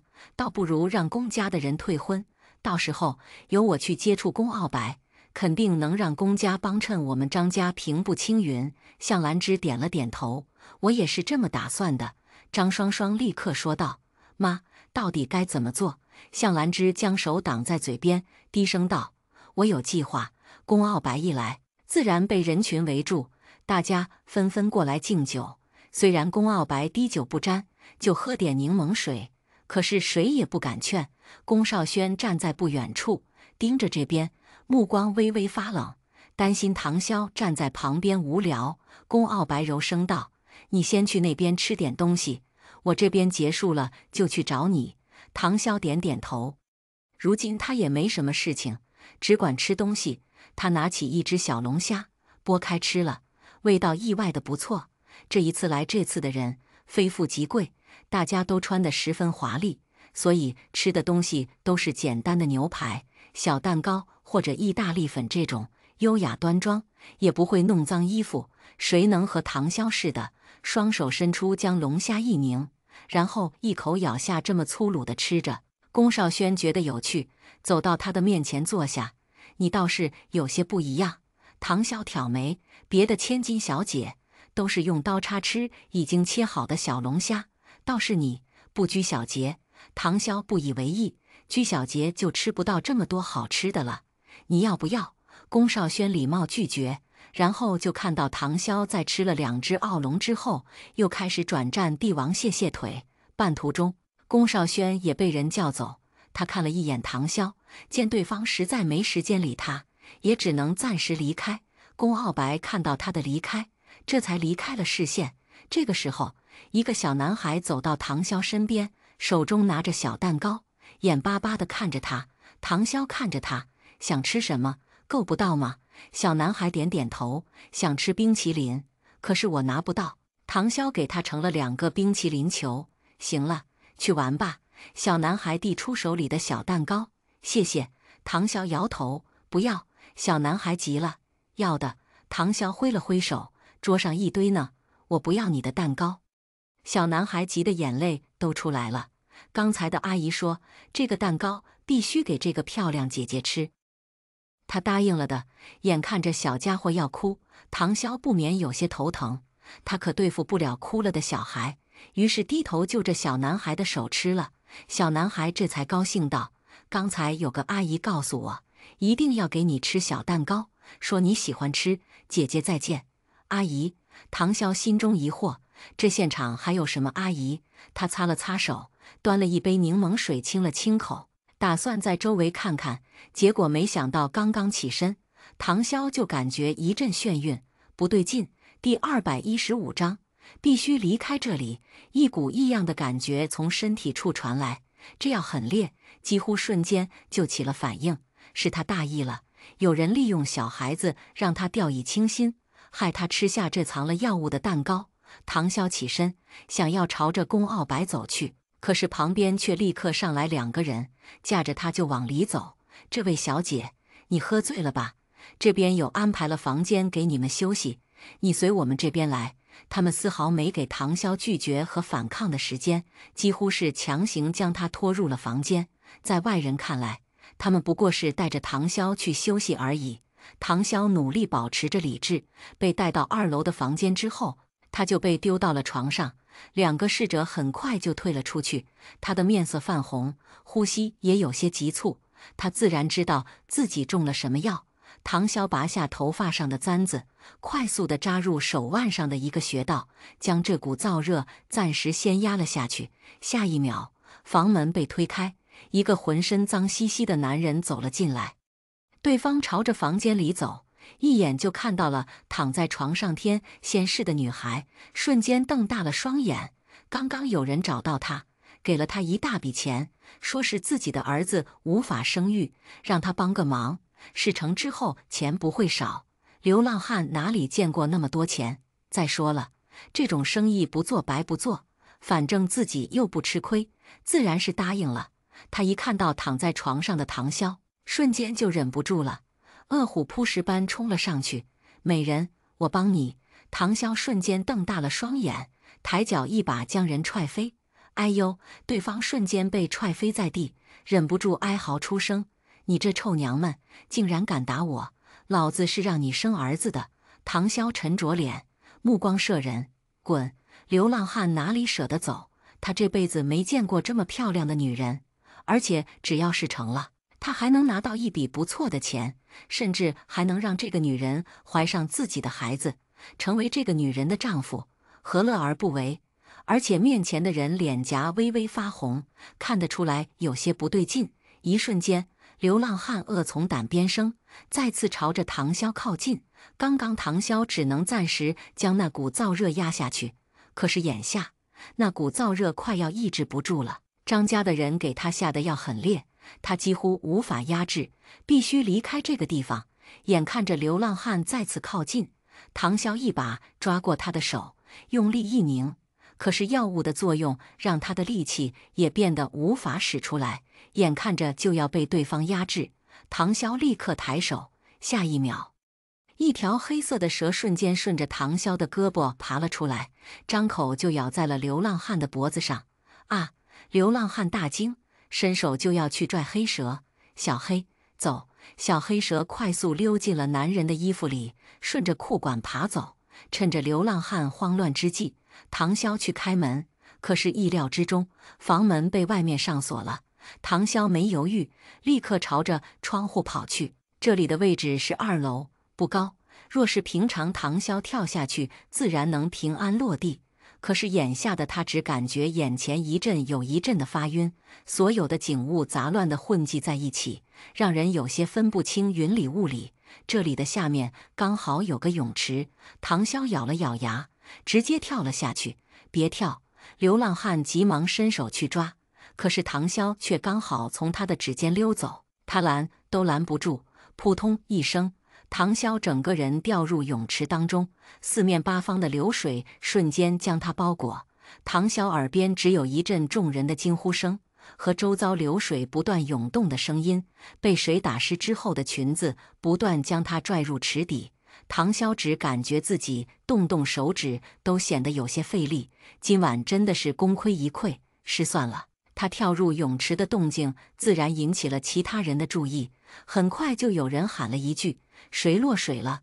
众人纷纷朝着泳池这边看来，就看到一个女孩安安静静地躺在池底，她的长发随意地散开，黑色的长发犹如海藻般顺着水流波动着，双眸紧闭。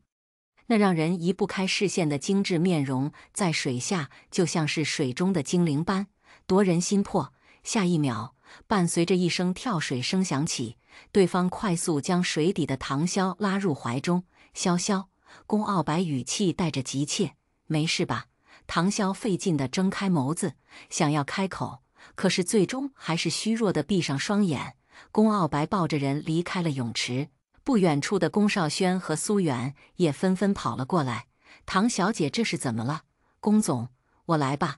宫傲白却大步往前走，冷声说道：“潇潇是从2楼跳下的，给我调查清楚，2楼到底是谁在那？”苏远立刻点头：“是。”宫少轩看着双眸紧闭的唐潇，也跟在宫傲白身边。苏远帮你调查，我来帮你开车。宫傲白并没有拒绝。2个人快速来到医院，将唐潇送去检查。在等待报告的过程中，苏远这边也调查到了线索。刚才有人想要删除夫人被带去2楼的监控，好在我及时制止了。有人利用一个孩童给唐小姐吃了蛋糕之后，夫人就不对劲了。她想去找你时，被佣人带去了2楼。后面来了一个流浪汉，不久之后，夫人便从2楼跳下去了。所有参与这件事的人都给我找出来。宫傲白语气虽然平淡，可是苏远很明显，宫傲白是真的发火了。唐潇就是他的逆鳞，动了他，龚傲白自然是挖地3尺也要将人找出来。龚少轩双手环绕在胸前，依靠在墙壁上，见他挂断了电话，问道：“谁干的？”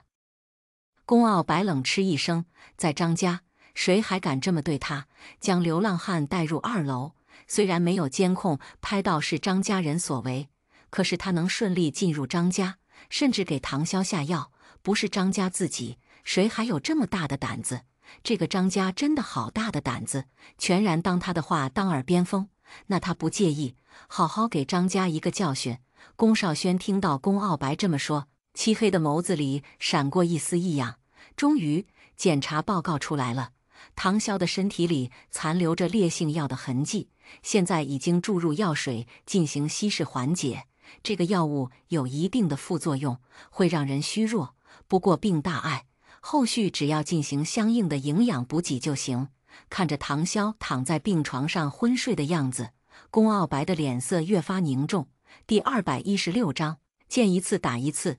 此时张家人心惶惶，张江海目光愤愤地瞪着向兰芝和张双双，火冒三丈道：“谁给你们的胆子，竟然对唐潇下手？现在事情败露，要是龚家的人知道是你们搞的鬼，我们所有人都见不到明天的太阳。”张双双却不以为意：“爸，你那么害怕做什么？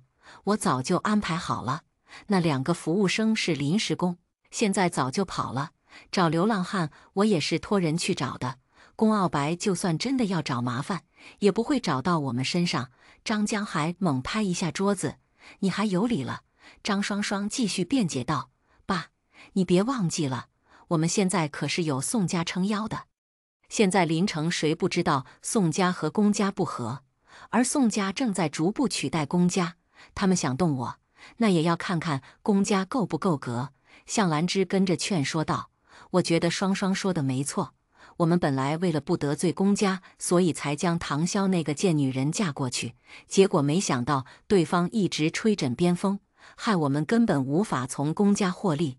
你想想看，唐潇和龚家联姻之后，给我们旧家带来什么好处吗？坏处倒是不少。我看呐，必须让龚傲白和唐潇退婚。”张江海神色有些动摇。可是龚傲白今天在宴会上说的话，终于张老夫人打断。他端着茶杯悠悠抿了一口茶，说道：“我觉得兰芝说的没错，这个唐潇有主意的很，当初答应嫁给龚傲白，只怕早就有了算计。龚傲白多金帅气，唐潇一个乡野村姑，能嫁给他便是高攀。而且唐潇这丫头和我们不对付，就连8000万的礼金都进了自己的口袋，根本不会想到帮衬我们，对我们无用的人，我们也需要采取其他办法。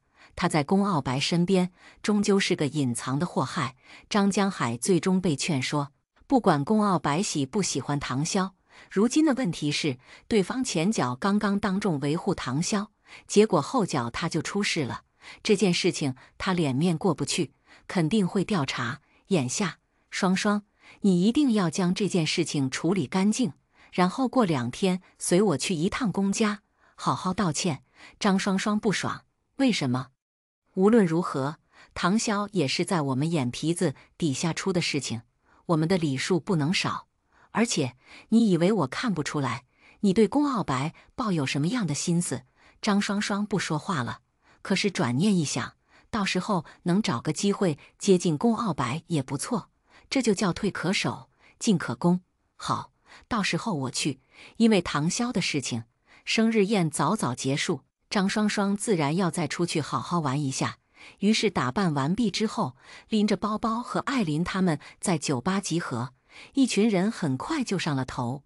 我就说你这次找的人不行，你没看到唐潇整个人都扎进泳池了，衣服还是好好的，什么高科技衣服，害我浪费那么多钱。可是我买过泳衣，确实是有这种布料，所以我以为做成礼服也没事嘛。算了算了，你们没看到唐潇今天多狼狈，落汤鸡似的。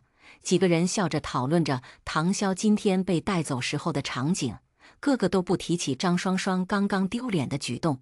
张双双此时心里也颇为满意，毕竟笑到最后才是真正的赢家。他们一行人玩到了凌晨2点，大家都喝得醉醺醺的，这才各自出门。几个人喝了酒，自然是不能开车，纷纷叫车回去。张双双眼看着酒吧门口的车被别人先一步抢走，气得气不打一处来。你们这群狗东西，知不知道我是谁？竟然敢抢我的车！可是大家都在酒吧喝多了，根本没人理他。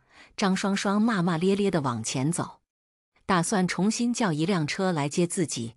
刚走没2步，身后突然传来一阵脚步声。张双双疑惑地转身，结果就被一拳打翻在地。张双双吃痛地哀嚎着：“你谁呀？怎么乱打人？”可是来人根本没和他废话，带着他使劲将人狠狠揍了一顿。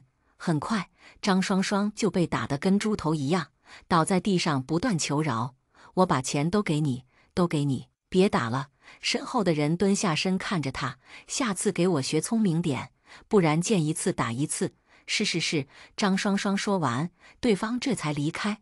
他后怕地看着对方离开之后，这才给宋佳明打电话。可是电话那头根本无人接听。他今天到底得罪了谁呀？怎么这么倒霉？唐潇缓缓睁开眼，发现自己正在医院。龚傲白第一时间发现他醒了，快速上前：“感觉怎么样？”唐潇摇摇头：“没事。”龚傲白看着唐潇略显苍白的脸色，心疼地摸了摸他的脸颊：“医生说醒了就没事，想不想不吃点东西？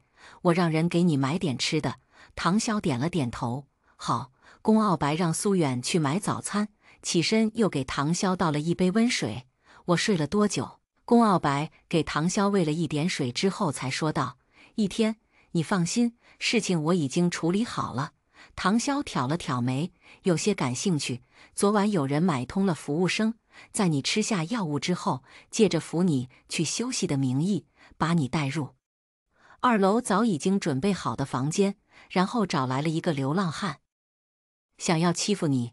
只是他们没想到你这么厉害，竟然从2楼一跃而下。”唐潇闻言颇有些得意：“他们也不看看我是谁。从小师傅为了锻炼我们的能力，都会给我们用药水泡澡，小剂量的吞服各种药物，早就有了适应性。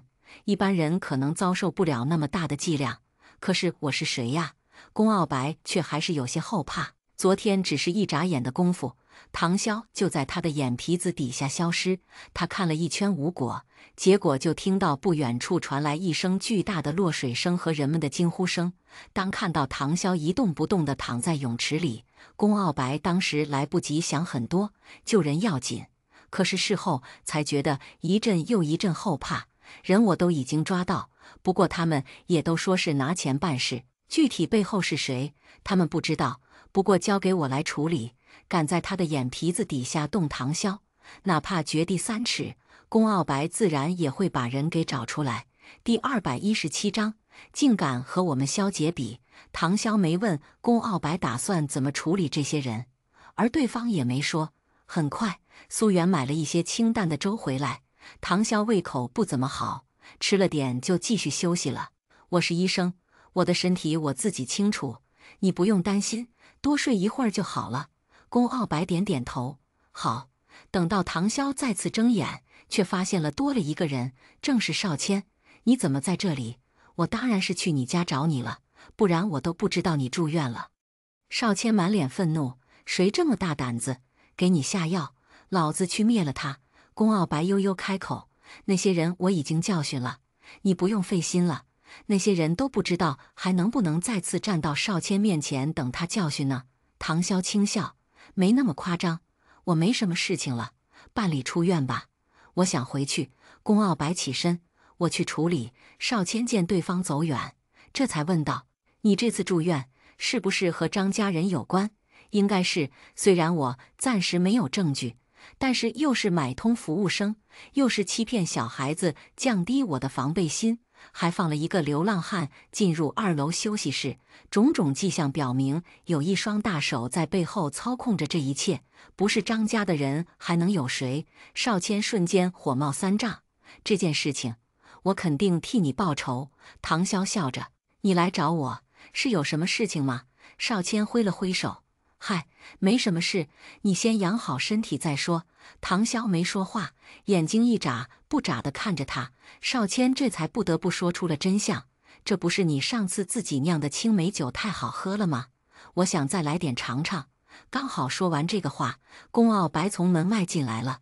上次的青梅酒造成的闹剧，两个人都没忘记。眼下两个人相视对了一眼，又纷纷移开目光。唐潇这段时间都住在宫家老宅，少谦一同陪着回来，不过并没有着急离开，而是坐在车内等着宫傲白出来。等到对方走出来，少谦才淡淡开口：“张家这一次太过分了，你打算怎么做？临城张家再也不会有了。”听到宫傲白这么说，少谦颇为满意，算你小子过关。少谦踩下油门，将手伸出窗户，潇洒地挥了挥手。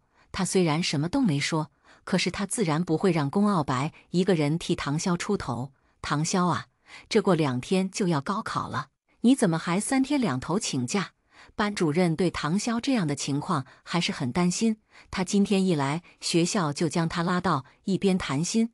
唐潇安慰道：“老师，我在家里都有复习的，即便这样，你自己复习，如果碰到不会的题目，校园老师也能第一时间给你解答呀。你这……”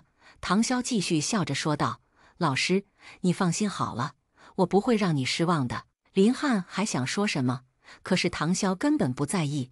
今天是3模的日子，你好好考，明白？如果考得不好，我就留下来补课。林汉点点头，这才没说什么。不过让林汉没失望的是，唐潇的成绩出来之后，依旧名列前茅，和第2名拉开了很大的差距。而整个 F 班的学生都有了明显的进步，学生进步，家长高兴，给了学校不少赞助，老师也高兴。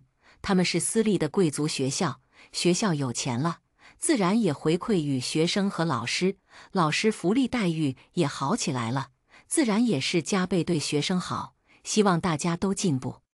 这样一个良性的循环下，南丰高校竟然朝着不错的方向一路往上走。你们听说了吗？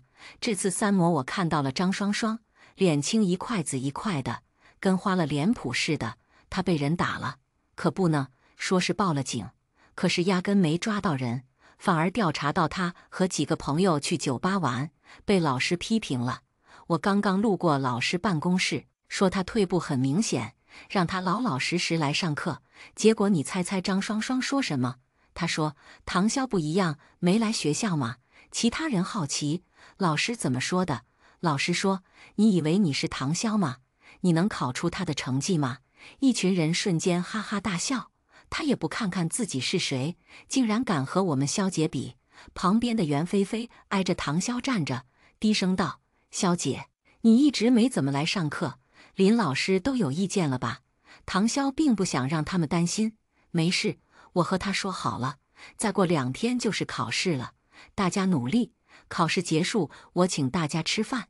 好，原本这些人的家里对他们的要求就不高，如今小孩们个个处息，家长们自然高兴，也和其他父母一样，期待着自家孩子考上大学的样子。下课之后，唐潇骑着摩托车回到宫家老宅，却看见老爷子一身笔挺的西装，看着格外精神。爷爷，你这是？老爷子笑着解释，明天刚好要去参加一个开幕式，让人给我送来了2件西装，正让月月给我拿主意呢。宫卓月吃着小草莓，认真的斟酌了一下，说道：“这件衣服穿起来更好看，真的。看来刚才已经是穿过另外一件了。”唐潇也跟着说道：“爷爷，这件衣服确实人看起来更加精神。”老爷子拍板：“那好，就这件了。”说着，老爷子又去见西装脱下，穿上常服。潇潇过2天就要高考了吧？我让人这2天都安静一点，不打扰你学习。唐潇却道：“爷爷，我不参加高考。”老爷子一脸疑惑：“你学习成绩那么好，为什么不参加高考？是不是发生什么事情了？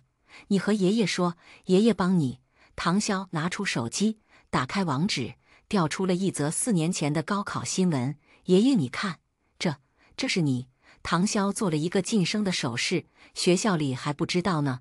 等考试结束再说。老爷子不理解，那你为什么要去高3的班级里学习？我和校长打了一个赌，需要我所在的班级被评为优秀毕业生班级，这样我才能拿到我想要的东西。唐潇被送回去，龚傲白担心唐潇一个人没人照顾，可是他丝毫没有放在心上，让龚傲白回去休息。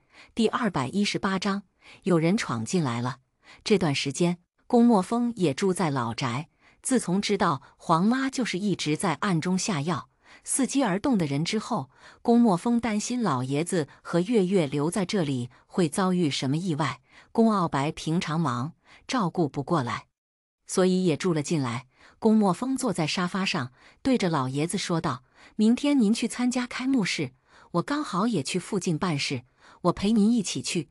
你们一个个的，傲白也非要让人跟着我，你也要跟着。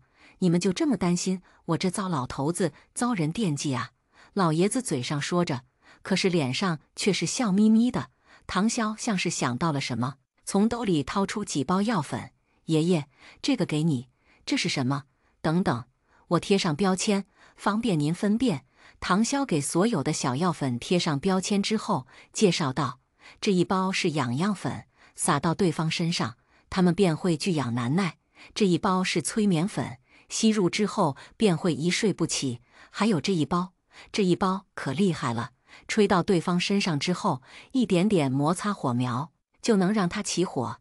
这些您随身带着，可以防身。”老爷子眼睛亮了不少，我们潇潇这么厉害呢，竟然还有这么多好东西。唐潇微笑着，就研究着玩玩。黄妈端着水果出来，还是风少和二少孝顺呐，都关心着老爷您，先吃点水果，等二少回家就可以开饭了。老爷子只是点了点头，将东西收好，没说话。家里一直藏着一个定时炸弹，终究是不妥。虽然这段时间一直有，这2天家里倒是布置了不是保镖，有些便装的暗卫藏在老宅外圈，如果有突发情况，也能及时采取行动。龚墨风和龚傲白也商量了一下，必须逼着黄妈尽快露出马脚。等到龚傲白回来，饭桌上，龚墨风主动开口道：“最近我一直让人调查的事情，终于有了一些线索。”龚傲白接话：“什么线索？之前潇潇说过，让你身上疾病加速发作的人，一直暗地里给你下药，所以才导致疾病加速。最近有人匿名给我举报，说是知道这背后的人是谁，不过对方需要钱，如果他说的都是真的，我打算和他见一面。”龚墨风的话没避讳着其他人，黄妈自然也是听到了，脸色瞬间苍白了起来。可是龚傲白和龚墨风却还是有一搭没一搭的聊着，势必要将藏在背后的人找出来。晚上，他们让人监视着黄妈，可是对方却丝毫没有动作。按照之前调查的结果显示，他们每次见面的时间是每个月的15，所以这样也代表着黄妈根本无法联系上那个人，都是单线联系。距离15还有3天的时间，他们可以等。隔天，黄妈显然心不在焉，晚上就借口家里有事，请假2天。龚老爷子自然答应。等到对方离开，老爷子也要出发去开幕式。龚墨风一起上了车，而龚傲白派去护着老爷子的人坐前后各自的车内，将老爷子的车子包裹在中间。老爷子嘴上说着他们现在一惊一乍的，倒也没有真的阻止。眼看着车子走远，唐潇忍不住问龚傲白：“为什么爷爷这次去开幕式，你们这么担心？是不是发生什么事情了？”龚傲白面色微沉，解释：“最近宋家一直蠢蠢欲动，和我哥最近几次都是明争暗斗。之前又一次，大哥他差点遭了宋家的算计，所以爷爷这一次受邀参加的开幕式，虽然没有宋家人的参与，不过也是为了以防万一。